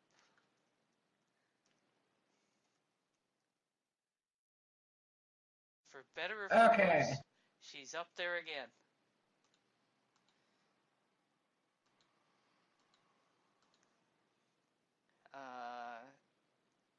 Oh, you haven't been mistreated, Louis. You did well. Okay, I broke it. Okay, I was going to try to be all clever, but let me go get the post link. Yeah, we don't haze much. We don't usually pick on the new people. We'll pick on the people that have been around a while. Okay, so I'm gonna pimp one of Bad Alexa's posts because she's a badass and a friend of mine and all. She shared Aunt Flo's recipe for humble pie there, which most of the audience here will get. And I invite you to go read it because it's freaking hilarious, and I can't even really describe it. It's just an awesome post, and it's hilarious. I don't know, Ancap. I kind of think that this recipe might beat your lasagna. Well, I mean, you have that for dessert. You don't need pie just for a meal.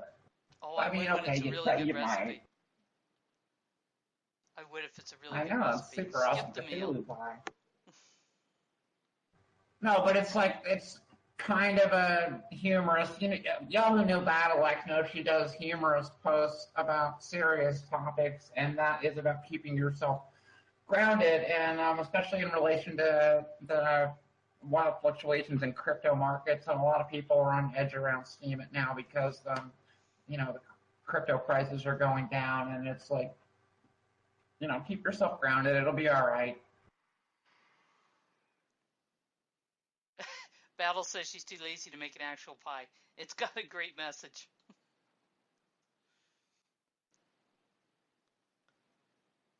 All right. Thank you, NCAP. Artemis, you're up. And GinaBot's being grumpy here. Grumpy old Gina. Yep. Well, this is one of Shadow's, one of two rambles that she did.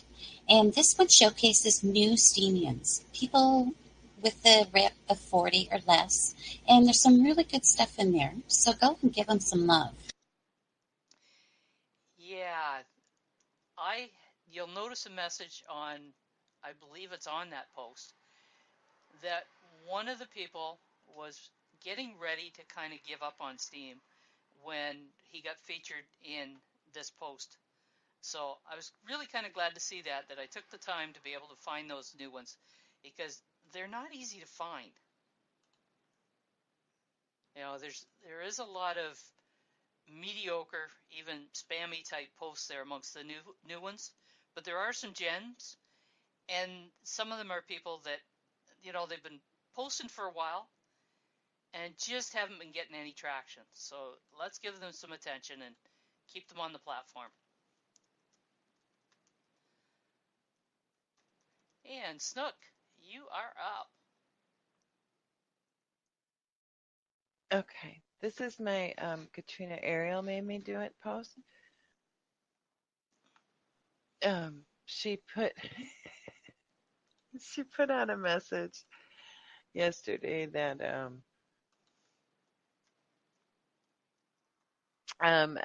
saying about the new killer whale contest, and you sing a song and all you have to do is play a instrument. And at one of the alliance meetings, an instrument was considered spoons. So this is me, and it is not to be taken seriously at all. It is me singing a song and playing spoons. Hey, the spoons are a real instrument. Yeah. Well, they are, but not quite, I don't think, how I play them. Snook version. This is the Snook version of spoons. When I saw that last night, and I was talking to her, and I was like, hey, that's a pretty hard song to sing, and you've got a range. You could almost sing that. And she's like, have you actually listened to me singing it? And then it gets like halfway into the song, and I'm like, oh, wait, I take that back. Right, exactly. I was like, have you actually hit play? So apparently we have two new tags on the platform. One is Katrina made me do it, and the other one is called Snook made me do it. Yeah, actually, there's 9 or 10 posts under Snook made me do it, which is hilarious on many levels. Yeah, it's getting very popular because, Snook gets around. Oh my God. You know how much temptation I'm resisting right now? You're doing well, Agcap. Yeah, that Snook made me do it. Yeah, no, not Snook gets around. No. I don't want to go there? No. And Damien's added new one, and Cap stalks me help.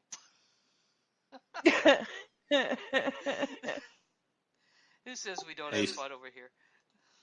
Hey, Snook, your spoon game needs some help. I told you said, well, they're an instrument. I said, well, not quite in my hands. You don't play them with one in each hand like that. I know. I said it was not really. Snook, is this part of the problem that you had when you were trying to flip the coin on hots and shots? It might have been. I don't know. I was trying to help Katrina Ariel get the word out about the new thing. And if you watch it has through the whole thing that it's her fault that I did it. So we're gonna have to start a new tag called Blame Game. Yeah. All right. Thank you, Snook. Awaken to Life, do you have an act to follow? Yes, Hey, Snook. I do. Oh, never mind. Go, man. Say what you have to say. Yeah. Yeah, I was going to tell Snook she needs to play the triangle instead. If I had one, I think that would have been a much better. I've heard a rumor that Azaria's Shane is good at the triangle. Just a rumor, because I've never actually heard him play it. But somehow, deranged, I think I would play the triangle probably as good as I play the spoons. Yeah, but you'd be playing it right, though.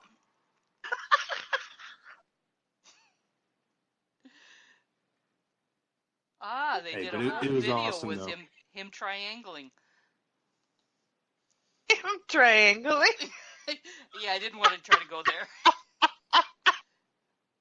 Deeth would like to know if you can hit the triangle with a spoon, or use the spoons on the triangle. Oh, this is just going crazy. Next time, I'm just going to use a wooden spoon on a pot and leave it at that.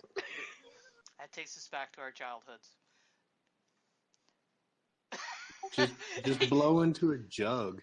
Yidneth, you have a point there. Triangling with his wife sounds bad. Thank God we know what it's about. That's hilarious. Okay, Awaken to Life. The act to follow just got harder. Okay, guys, I'm going to share one of my motivational posts, which I've been lacking writing for the past 2 months since my playoffs and now rebuilding on my house. Basically, I haven't been writing my motivational posts.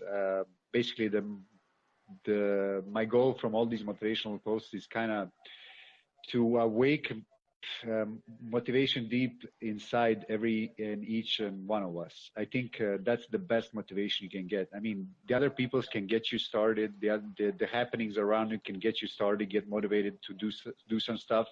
But once you awake that motivation inside yourself, it's an undying source. You know, it's something you can tap in anytime you want. So basically, that's what I'm trying to do with all my motivational posts. And you're going to see in the end of this post, there's a lot more posts that I wrote about.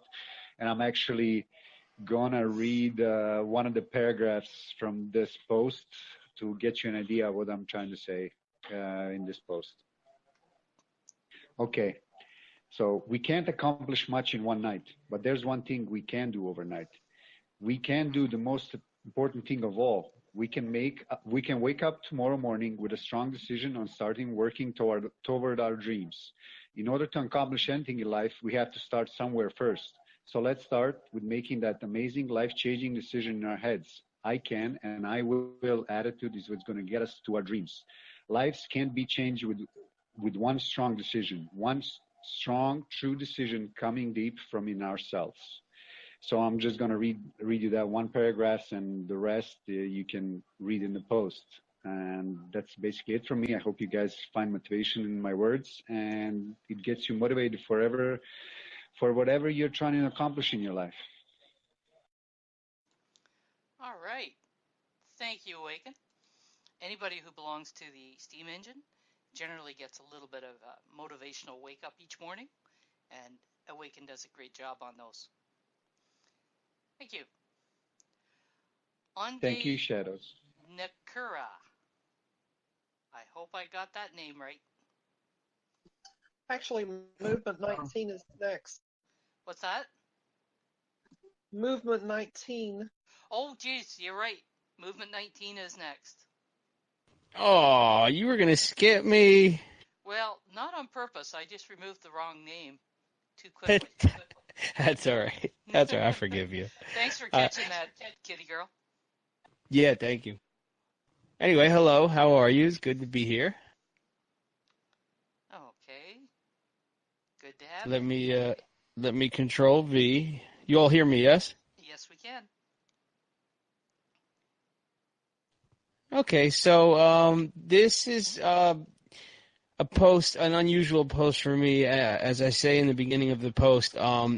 Since my start on Steemit, I decided that I wouldn't really do too many just short posts. Like I toyed around with using Busy and using Zapple, kind of like the way I would normally use Twitter and Facebook to do short little blasts, but I decided that that was kind of contrary to my mission and the overall goal here on Steemit. So last night I felt compelled to share this and write something brief because I got to thinking I had ultimately traded in all of social media platforms for Steemit almost exclusively. I also use Sola. Shut up, Grim. But by the way, me and Grim, we love each other. This is just a brotherly love here. So it's anyway. So I got to thinking.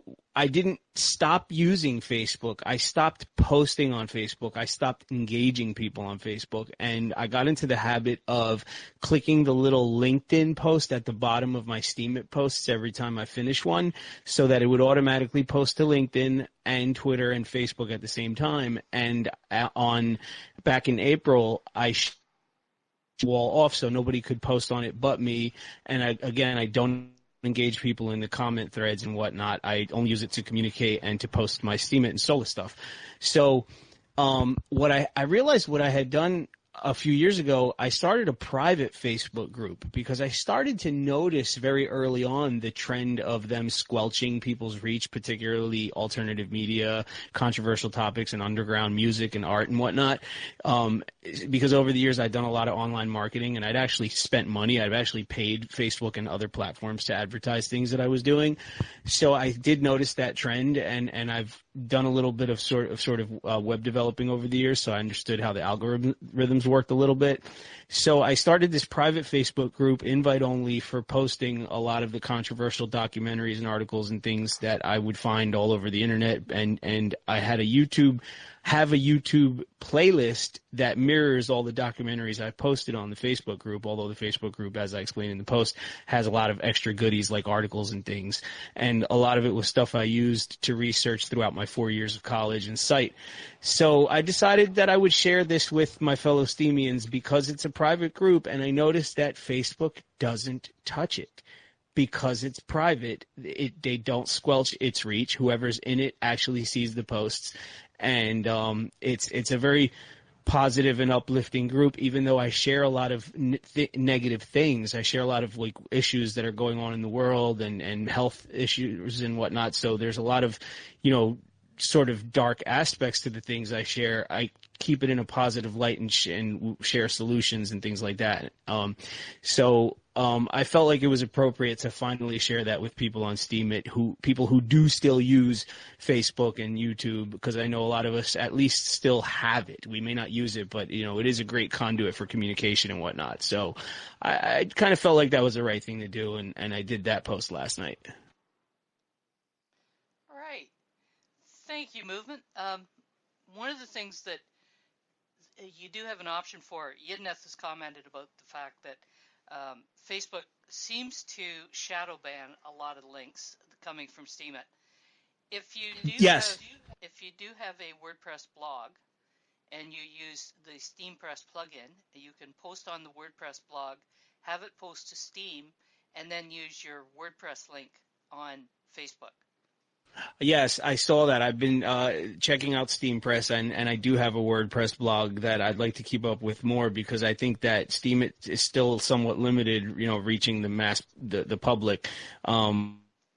Because like I don't mind keeping my audience somewhat focused, but I think that some of the things we all share are important and probably should have a wider reach. So I think that we'll kind of smoothed out as the years and the technology progresses and as platforms like Steemit become more mainstream. Zipporah, no, it doesn't trigger Cheetah. It does. SteamPress is keeping up a blacklist that where people are abusing it. They enter the blacklist, so I haven't seen anywhere that has triggered Cheetah for anybody. Oh, good question. Yeah, I've come to actually appreciate Cheetah because she only ever catches my posts and promotes my posts because I use a lot of cookie cutter boilerplate stuff. So it doesn't really hurt my blog very much. I suspect one of the main reasons that it doesn't really trigger Cheetah is that there's an option to be able to put the link back at the bottom of the Steemit post.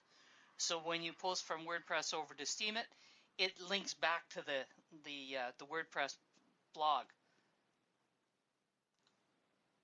And Guilty says no, Cheetah doesn't care about links. Cheetah, it's just similar content. So how is it that SteamPress is avoiding the Cheetah? Yeah, I have to agree with you. I think SteamPress is doing a good job, and I've noticed Cheetah actually getting better and popping up less. They're posting at the same time to both. Oh. And Maverick has pointed out that updates on the SteamPress show that they're working to avoid a lot of the issues. Simultaneous transaction, Grim has pointed out. So, yeah, it's good to use. I've been using it. I don't use it on all my posts, but I do use it on some of them. And I've been pretty happy with it. And, they are continuously working on it. There's only one developer working on it, so stuff doesn't happen overnight, but he's working. That's what matters. Yeah, I commend a lot of the people who've created some of these accompanying apps and sites and bots and whatnot. People like DSound and whatnot. They do work hard. I know people complain about a lot of these things and how quirky and buggy they are, but it takes a lot of work. And none of us are global multi-million-dollar corporations. We're doing the best we can. Well, for sure. All right. Thank you, Movement. Thank you. Now, Anj Nakura is up. Good evening, everyone. Hello. So this is my entry for the comedy open mic. A few days ago, I had seen a post about a cryptocurrency that's It'd be supposed a good to. idea to drop your link in there, Anj.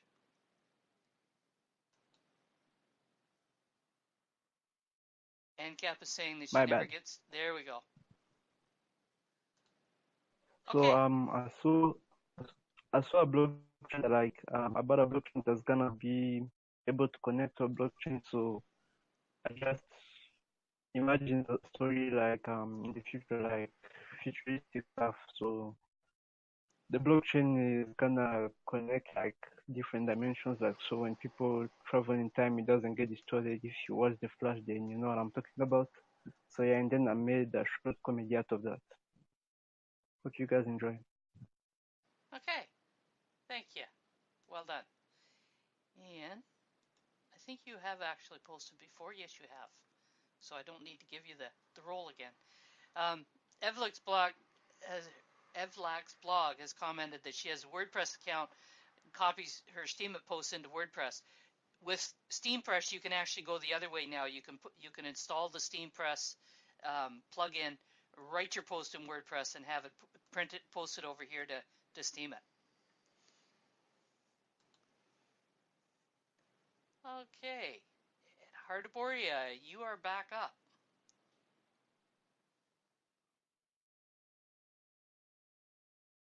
And he says his network is poor. Let's see how he does. You're just sharing your screen capture with us? Do you have a post, Hardaboria? Or did you just put your emoji in too often?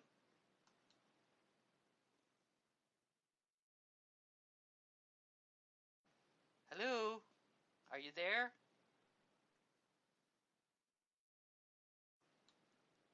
I don't see him typing. Hardaboria, do you have a link for us? I see him typing now. Give him a moment. He's typing away. Yes, please. That's why I called on you.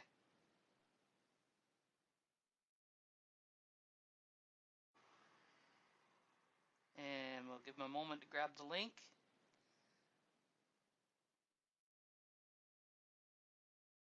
And just in like a little bit of a delay.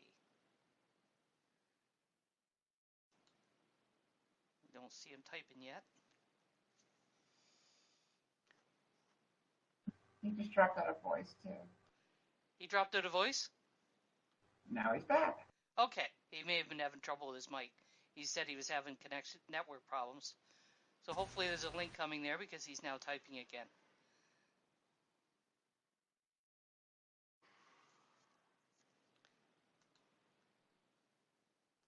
Must be typing the whole. Where's your link? It's like in the Steam at Poker League when people wait till the very last second just to check. Gotta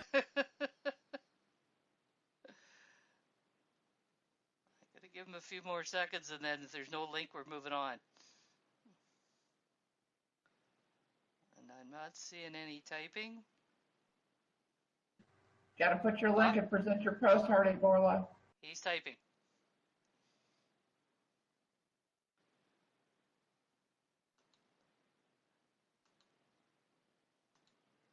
Yidneth has to get groceries. Finding it difficult to join. You're already in there. Okay. Evlex blog. Go ahead.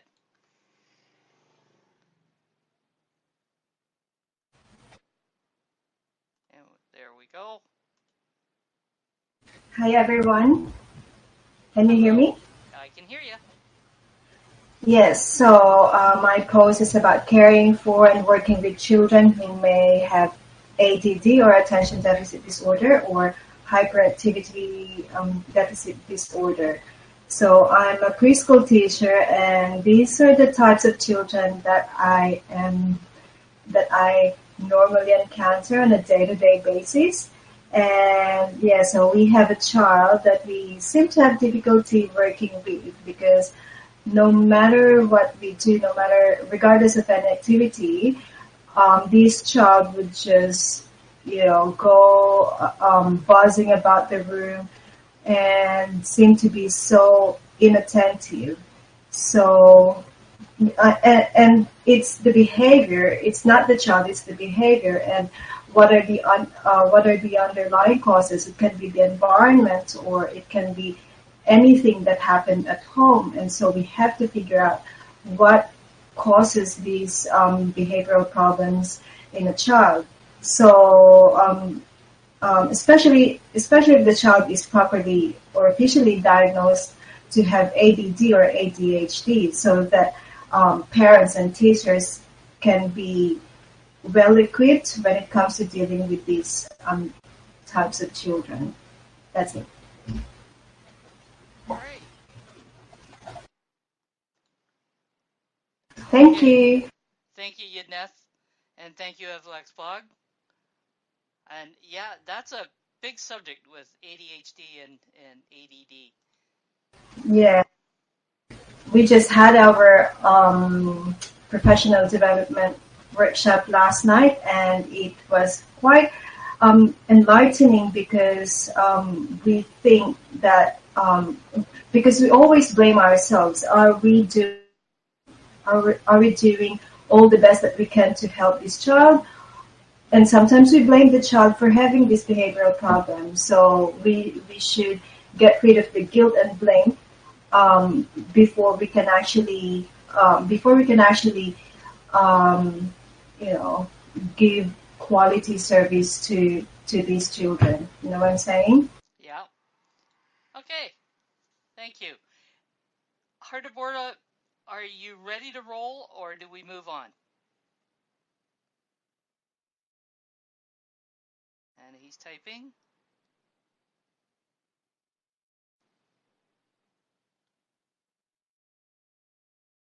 Okay, well, he's doing that. Have we got an end? Nope, it's not ended yet. Yes, it has. Artemis North, are you here? I mean, he's typing, but he's not ready to go, so. Artemis, are you here? Oh, I'm here. I was typing in text. Sorry. Oh, Snook, are you here? I'm here. Okay, we got 2 more winners of Steam Basic Income. Woohoo! Yay! Thank you. Thanks. Next one has started. Okay, where are we at there? Okay, I haven't seen anything from him there, so if you do it right away. Hardaborla, if you're going to do it like right now, then do it. Put your link in and come on voice. Can I present now? Put your link in. There we go. Okay, tell us about this post. Yeah, thank you. I really apologize for the poor connection here. I'm very, very sorry for the poor connection and for the people I have delayed. So I'm very, very sorry. I really apologize. Actually, my post is just about some great lessons I've learned from the 5,000. Oh, your voice dropped. Opportuned to be, yeah. So I was opportune to be at the. Oh yeah, he is having trouble with his connection. Meeting, so that was supposed to be done on Steam it and other stuff like that. But the event was so much of fun and very, very lovely. But part of the lessons I've learned from this great group, this MW Africa, is that while the party was on, so there are some kind of characters I noticed about the whole members of the whole community.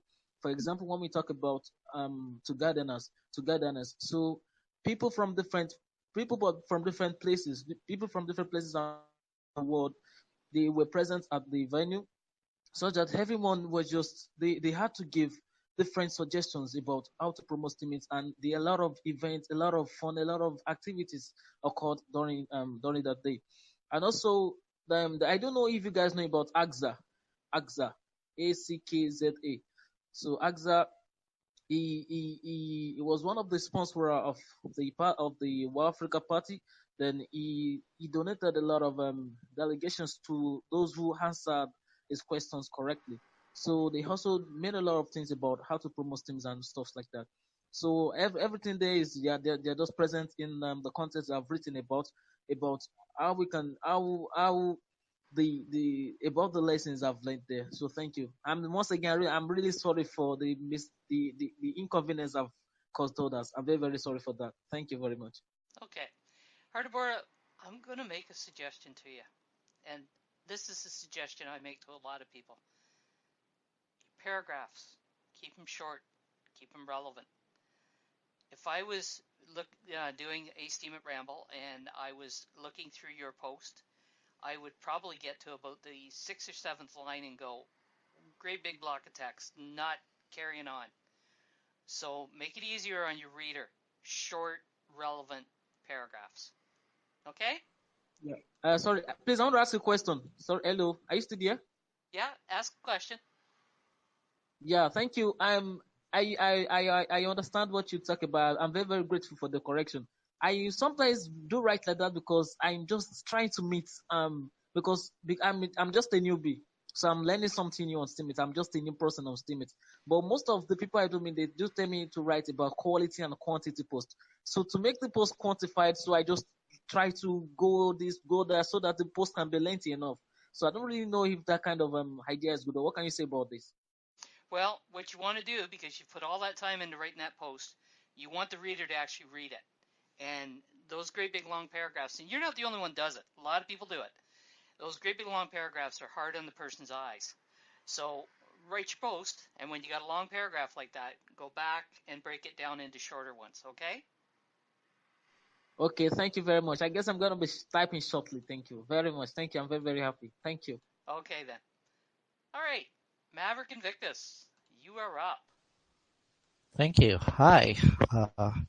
So I'm running a contest, and I've seen that a lot of the folks that presented today did a ULOG. So if you're interested, you could enter my contest. I'm giving out 10 Steam Basic Income shares for each of videos that I will be receiving. So basically, what you will need to do is you can submit a video of you explaining what you understand about ULOG. So it's just my way to help Terry in further explaining and furthering the message of ULOG. All right. That's it. Thank you so much. Good work, Maverick. U-logs are definitely something that kind of picks up on where Kitty Girl left off. You know, if you do a U-log, you've got fresh original content every time you do one because it's about you. Okay, Deethran, Yes. Steam Basic Income is a program run by a guy by the name of Joe Savage. And every time I give you a Steam Basic Income share, I receive one as well. And the number of shares you have gets you an upvote when you do posts. Does that make sense to you?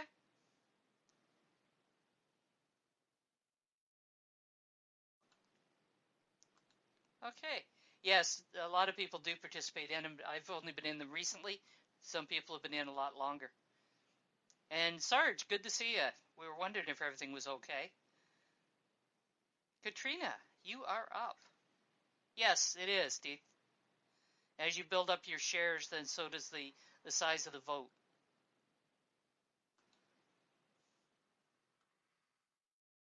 Okay, Katrina. So I don't see a picture, but this is a Steam Monsters inspired story. And so first of all, some history. I wasn't going to get into Steam Monsters. I was really resisting it. I'm like, no, I'd rather do something productive with my time. And then there became this writing element of, okay, we've got all these cards and we've got a little bit of a gist of the story, but now y'all come up with backstory and history and culture. And I'm like, oh, there's a writing element. There's a world building element. I'm in. So this is my first post adding to the world building of Steam Monsters, which is based on a land called the Splinterland. And it's, I really had fun with this. And it even got curied, which was super sweet. So I hope you like it.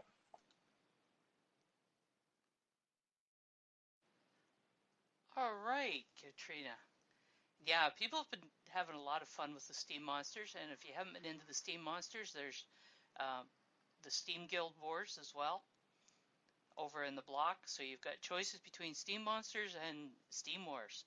So there's the link to the Steam Basic Income Discord, and you can drop in there and have a conversation if you need to understand the program a little bit better. Okay, thank you, Katrina. And Yidneth had to leave us. So, Ravioli. And I know I screwed it again. Maggie. No, it's okay. It's okay. Just let me copy my link. Okay. Right. To tell you honestly, I was a little bit afraid because I was at risk to not be able to join you. There is a huge storm here. It's beautiful. But, you know, the power goes off sometimes. So, apart from this athletic gluteus maximus, you see, this is the Danube River in my country. I've written a post about the curve it makes here because I've seen the river in almost every lens it runs through or by. in Europe. It is about the magnetic attractiveness of this water, and that's why I call the post the water locks. You guys may have seen the locks people are putting on different bridges and everywhere, like sightseeing. And recently this appeared here also.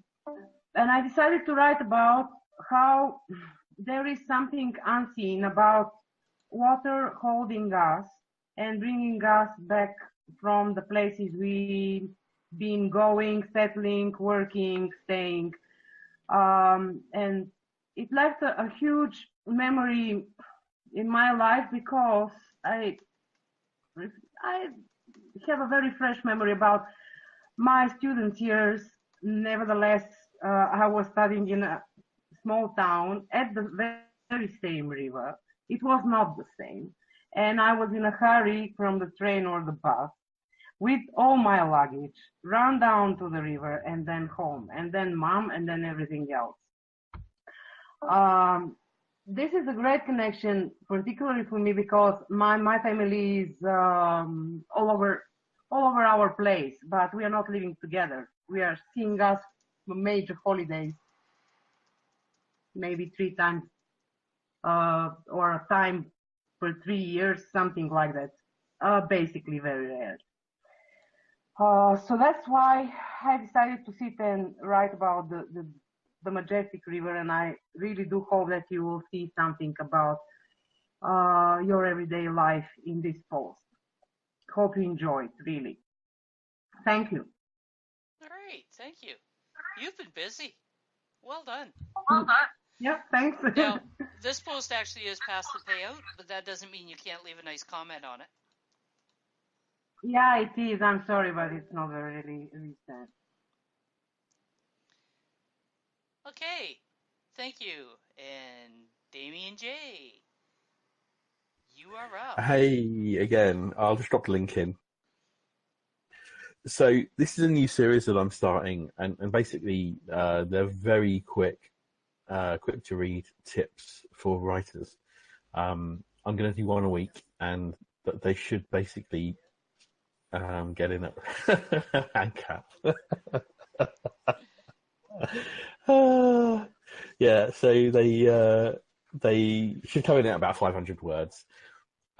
This one is really about what to do when you've lost your way when you're writing a novel and you can't really see where the plot's going. And it offers 2 quite easy tips to find your way out of a hole. So yeah, if you're a novelist, or even if you write short stories, it's a good one to go and look at, because those 2 tips really will help you. All right. If you haven't read any of Damien's posts about with the writing tips, you should.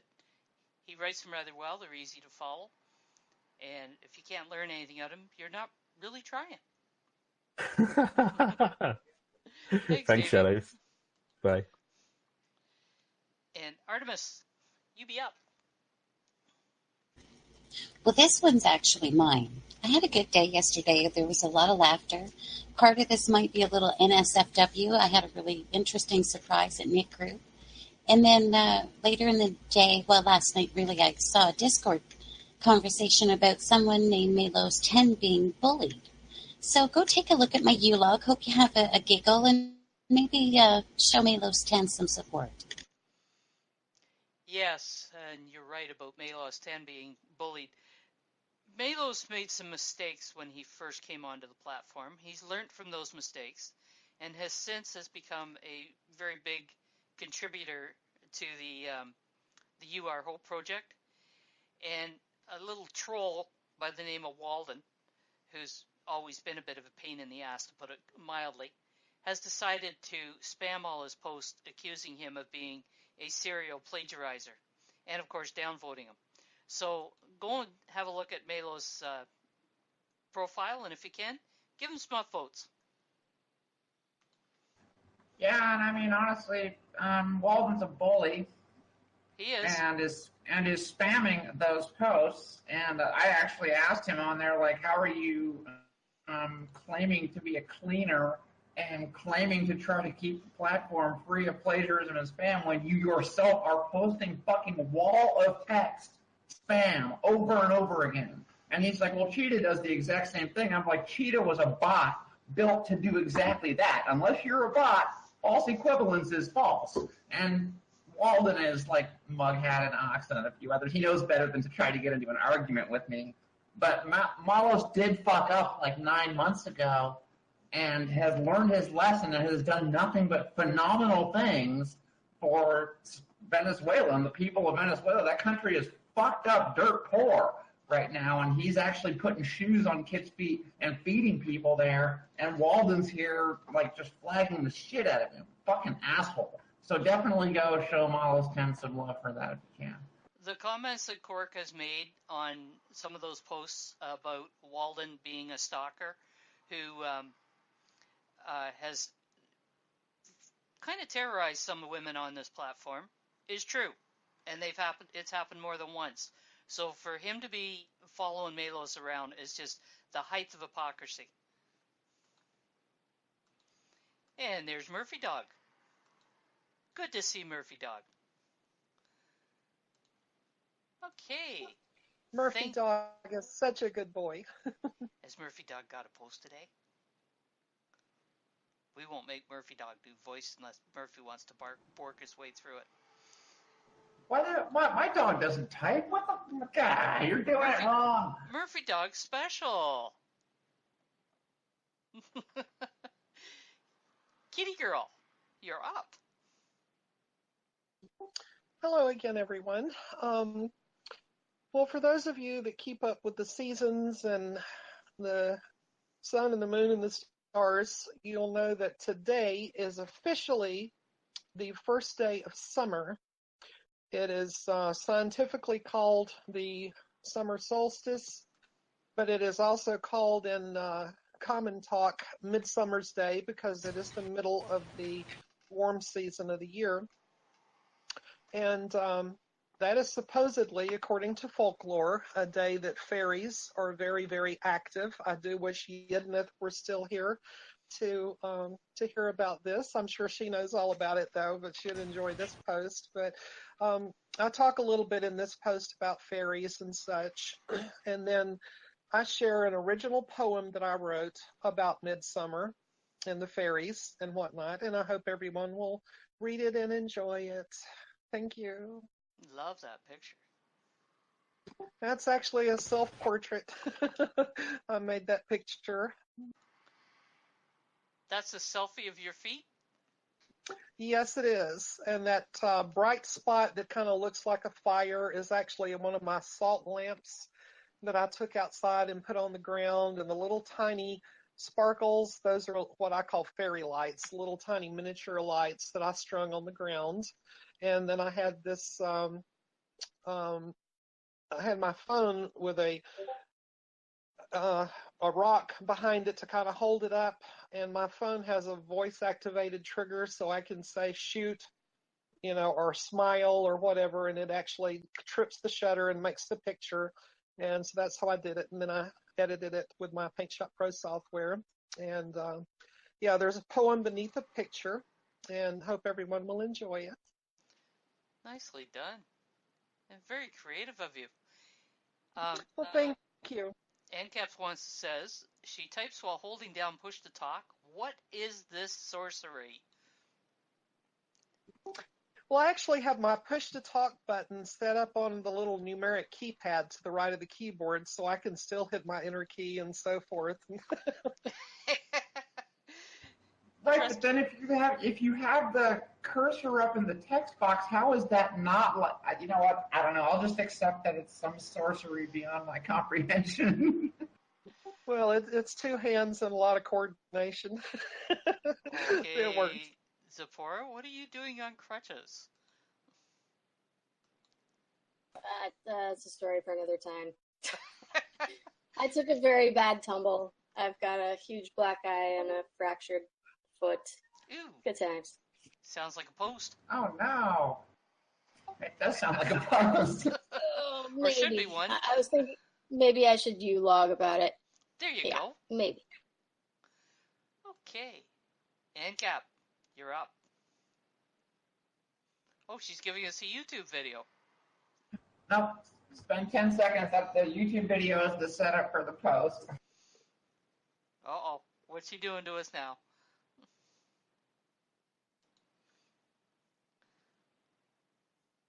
And there we go. So the post is Battle Axe has created an epic blacklist of Steemit accounts. There we go. And there's Battle Axe's epic blacklist. So a bunch of y'all know that, how do I put this? Yesterday, a bunch of people were pissed off because 5 days ago, a witness created what they called an exclusion list or an exception list or something that had just about every active account on Steemit on it. Several of us, most notably in the Steemit Poker League, noticed it yesterday and pretty much went on a tirade, which I thought was completely appropriate under the circumstances. And the creator of that exclusion list is referring to it now as drama, and people are being rude and obnoxious and bullying them, basically. So my response is that is not only a half-ass apology, it's supposed to be an apology, but that's a half-ass apology. It's taking no responsibility and putting everybody, the onus on everybody else for daring to, speak up about this is fucking abuse. So Battle Axe, in typical Battle Axe fashion, is having some fun with it. Well, you got to have a little bit of fun with it.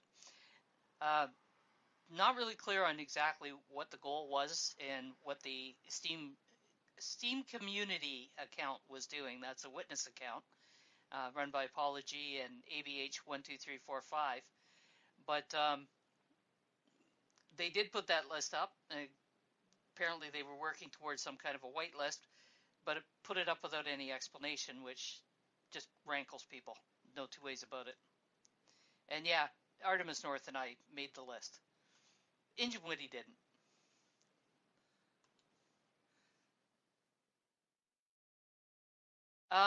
There's a bit of an explanation, Artemis. It's the post is actually up in the general account, or up in the general channel. The post that was put out this morning, and the interest of community information, I let him put the link. And Jack Miller, you are up next. Okay. Oh, dude, not the shirts? The shirts were awesome. No, not the shirts, not the shirts.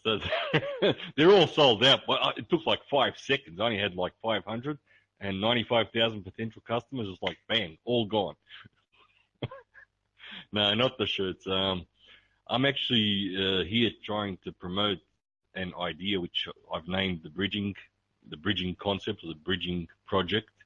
A witness which is very active with a community called Steam Church, and I have to define the term church in there. It's being used in its original format, meaning church as an assembly of Christians, not as a building, not as a sect or a cult, or we do mass this way or whatever else someone might imagine a church to be.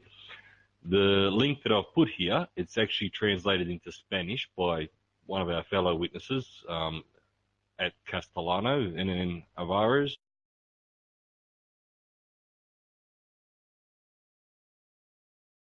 In all the communities out there, there are members who are Christians, but there's no community where there's actually for the Christians, so to say. So we're trying to bridge all the Christians here and to share all the information so they can start sharing information between themselves and, of course, spread that information back to their communities. So it's actually, we're trying to network and bridge.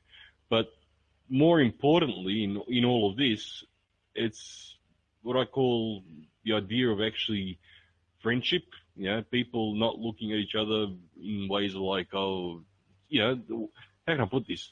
We're all different. We all have different ways of seeing things. And I'm amazed at just how friendly everybody is there. We've got a server up and running now on Discord, and it's it's booming. It's just growing like crazy. I mean, things are happening. People have ideas. Everybody's supporting each other.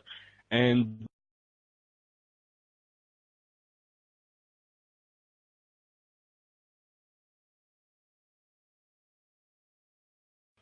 it's just an idea of bridging people together and a flow of information. And like I said, I've never really hidden my personal religious beliefs. I am a Christian. I never deny that.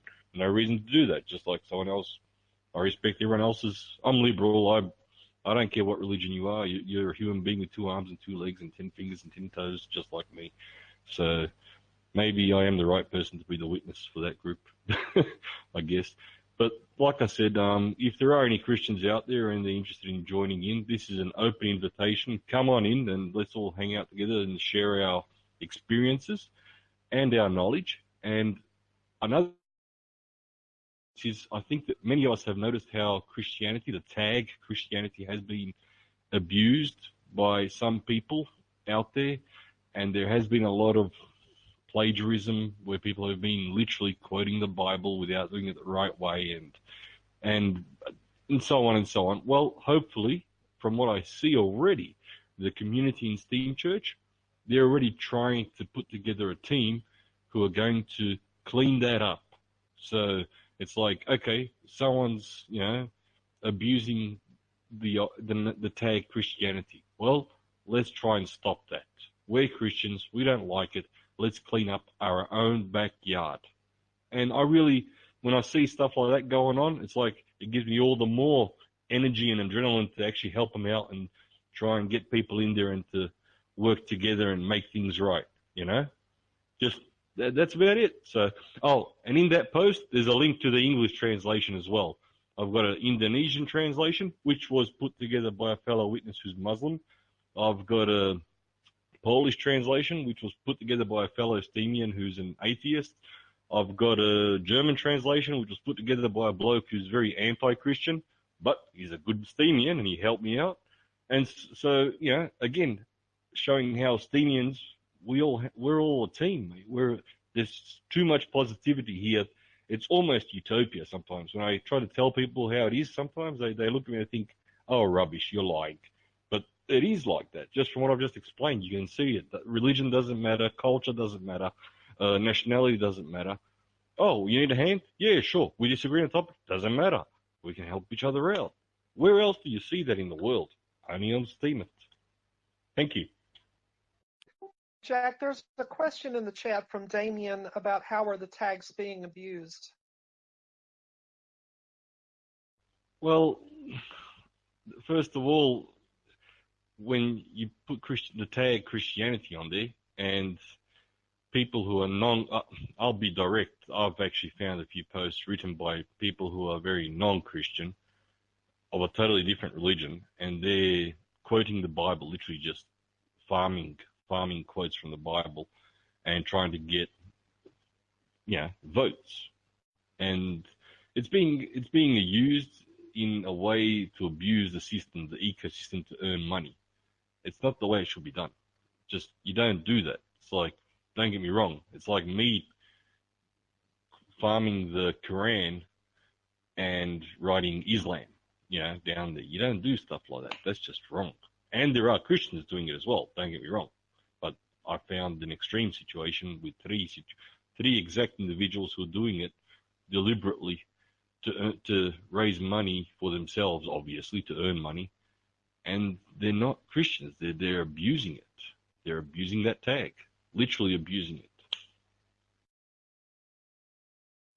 All right, very good. Thank you for the presentation, Jack. I Thank see you. Shadows is back in the house. Or can you hear us, Shadows?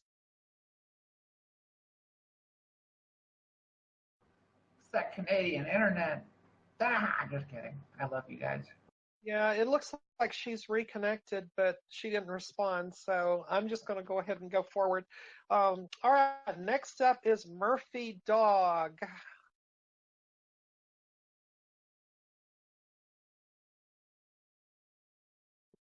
Okay, and Murphy is presenting by text. I was hoping Murphy would come on voice with us.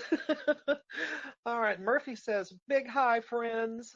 I'm on a journey to be Steamit's very best boy. I'm already a very good boy, obviously. Every time the lady human gets off the computer, I do a sneak on to try to show her how to actually be a Steemit star. But heck, mostly I do snipsets around to find monies to do a send to Tark and to help the other doggos and cattos and other animal friends. Today I did a special share of my very celebration of the solstice. If you do a follow with me, you will get many of these excellent tips and photos and the very best or the very important knowledge that you will be heckin' prepared for anything the squirrel menace may do a try of.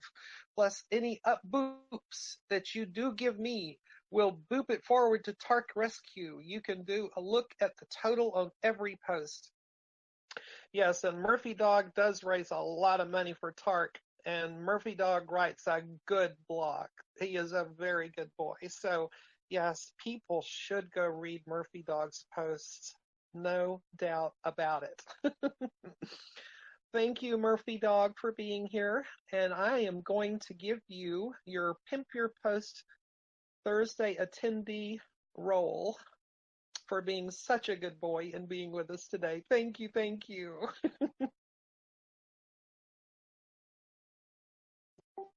And it's good to see Murphy Dog whiffling happily. Well, this is a very hard act to follow, but Artemis North, you are up after Murphy Dog. Can you top Murphy's post? I cannot top Murphy's post. That was just too cute. There is a cute little puppy in this post, but not as nice of photography. Yeah, my grammar's really good. This is my trip to my in-laws that are on Lake Huron, and I did some paddling around, and I took some underwater photography and explored the town and the harbor, and I hope you enjoy my trip with me. Yeah, that's awesome. I love your travel posts, and I'm so glad you had a much-needed vacation. I love the pictures in there, too. That was really awesome. Okay, Maverick Invictus, you are up next. Wow, look at that water where that ore is in the Hi, water. sorry, here I am. And, seeing Murphy Dog's post, just needed to share mine as well. So this is a post I entered this week's comedy open mic, wherein I got caught cheating. So I tried to explain what happened, what were the symptoms, on how I was found out to be cheating, and hopefully you'll like the post. Well, there's quite a few of these comedy open mic posts going around. That's really awesome. What got you started in doing that? I got nominated about 3 weeks ago, and at first I was a bit hesitant in joining because I didn't think that I was funny, but somehow the audience have been very supportive, and I've enjoyed myself, and I've been reading a lot of the other um, posts that are in the comedy open mic, and they're all funny, and it's just a joy reading a lot of these original funny posts.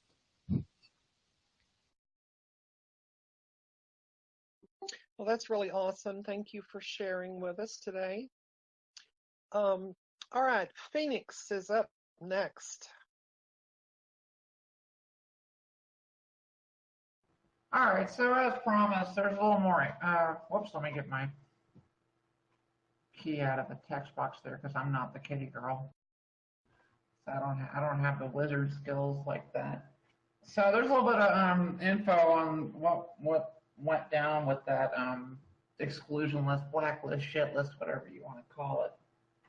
As I said before, for those who weren't here, we kind of found out.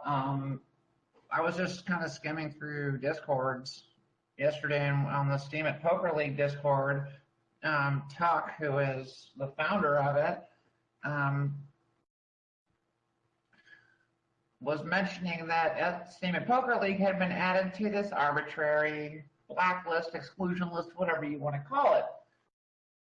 And I went and looked at the list itself, put in like every name I could think of, and pretty much everybody on Steam was on this exclusion list. So in that post, I have kind of put my 2 cents, as you all know I am wont to do. And I also added Paula G, who is the team witness with ABH12345, both of whom are on this Discord. They're a team witness. The witness is Steam community, and my response was that was at the very best, extremely reckless and irresponsible, and at worst, they're just self-aggrandizing pricks, like stroking off to their own self-importance. So I mentioned this and posted this and was talking about this with lots of people, including both of these people on this team witness yesterday, and ABH12345.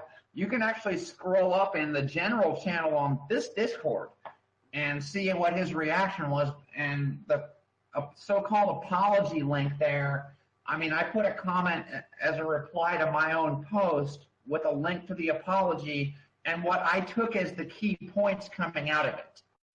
Because it's just fucking insulting. We're being bullied, and there people are being insulting, and I'm like, you fucking put a blacklist with everybody on it. I mean, doxing you, burning your house down, that shit might be overreacting. Calling you out on the carpet for it, I don't care if you don't like my tone of voice about doing it. Don't make a fucking blacklist with everybody's name on it. Notably, the Steam community witness was not on the blacklist, but both of the members of that witness were. So when I find my own name and I'm like, I don't use fucking bots, I don't have multiple accounts, and they're telling me that it was any account that has been used to create other accounts, and I'm like, that is either deceptive or misinformation, because my account has not been used to create other accounts. And if you look at the criteria there on her apology, so-called apology, I mean, that's pretty much everybody on Steam. You better narrow it down to actual abusers or get out of the blacklist business. You're doing it wrong. But I'm going to just say it. I highly recommend anybody who's voting for that witness pull their support, because that is fucking irresponsible, and I will not support anybody who is, at the very best, that freaking irresponsible. Yes, and I think the thing that surprised me the most was that the creator of the list was also on the list. I mean, yeah, both of them. Seriously, WTF? Question mark, question mark, question mark. Yeah, I mean, and it's like, by your own metric, you'd say you're not an abuser of the platform, but you're both on your own list. I mean, look at the criteria there. That does not narrow it down, much less than everybody on the platform. And who the fuck is Paula G, to think she is in some position to make a list like that? So I recommend anybody who's voting for the Steam community witness, pull that vote, go vote for somebody who's not that fucking reckless and irresponsible. Well, I have to admit, I know nothing about Paula G, but I know a little bit about ABH12345, and so far I've not had a problem with that person. But yeah, when someone actually puts themselves on their own list, it makes you wonder, is that a smokescreen or what? Well, it was actually kind of mentioned to me this morning that, it's probably just a coincidence, but I don't know. I mean, the timing is really curious at best, because it was the same day that EOS had suspended 7 accounts. So I don't know. I mean, I would not put it past some of the people involved with EOS to come in here and be chaos agents to try to, improve their standing. Morale and prices are low, like that, Alexis saying, across cryptos generally. I would not put it past them. So I don't think that's the case. But as I said, you can go look in the general channel on this Discord up to where ABH12345 was responding to me. And I was like, look, I have not created multiple accounts from this account, so that can't be the reason why I'm on the list. So I'm like, is my IP address being tracked? Guilty Parties was like, no, that's not possible. I trust Guilty Parties. But ABH12345's response was you are misinformed or lack understanding or something. I'm like, you're just going to fucking insult me? You're not doing anything to increase my understanding either. Yes, and there's nothing wrong with having multiple accounts if you need them for a show or some special initiative.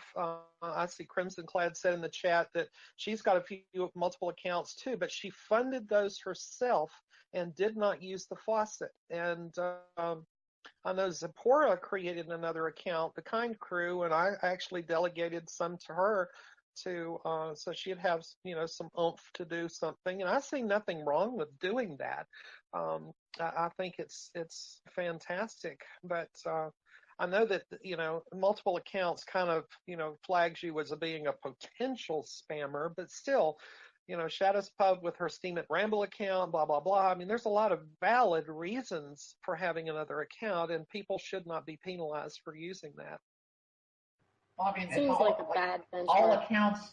All accounts personally deemed spammy. That's completely fucking arbitrary. All accounts that have made transfers to an external exchange where the memo is also used by a different account. I mean, that's nothing wrong with that. I mean, there's not necessarily abuse there. There's a whole bunch of that criteria is like perfectly normal behavior on a blockchain, and yet you're going to blacklist people for. Who the fuck are you to be putting people on a list? Yes, absolutely. Well, if you do hear any more about this, please keep us informed. I would definitely be interested in hearing more if it comes out. All right, thank you, Phoenix. Please, sweetie. I should mention that that page was up for 4 days. So the steamcommunity.org site is still up, but the page where that list was kept was up for 4 days. Okay, they saw no problem with it until Tuck F He-Man and I just went the fuck off on him on that post 4 days into it, and then they took that particular page down. So the list is now gone, but it was up for 4 days with no objection, and they didn't see anything wrong with it until we called them on the carpet. Look, we did the thing. We did what we're supposed to do and did a service for the community here with that, and that's what we should do, is come together when shit like that happens and, stand up against it. That's true. That's a good example of our policing the blockchain ourselves. Absolutely. Well, that was an interesting morning. There was some recording difficulties, so you may have heard some breaks in the recording, and that was why I had to edit out some long periods of silence. So you've been listening to Shadows Pub host, Pimp Your Post Thursday, morning edition from the Steam It Ramble. Until next time, it's all about community. And bye, Wilma.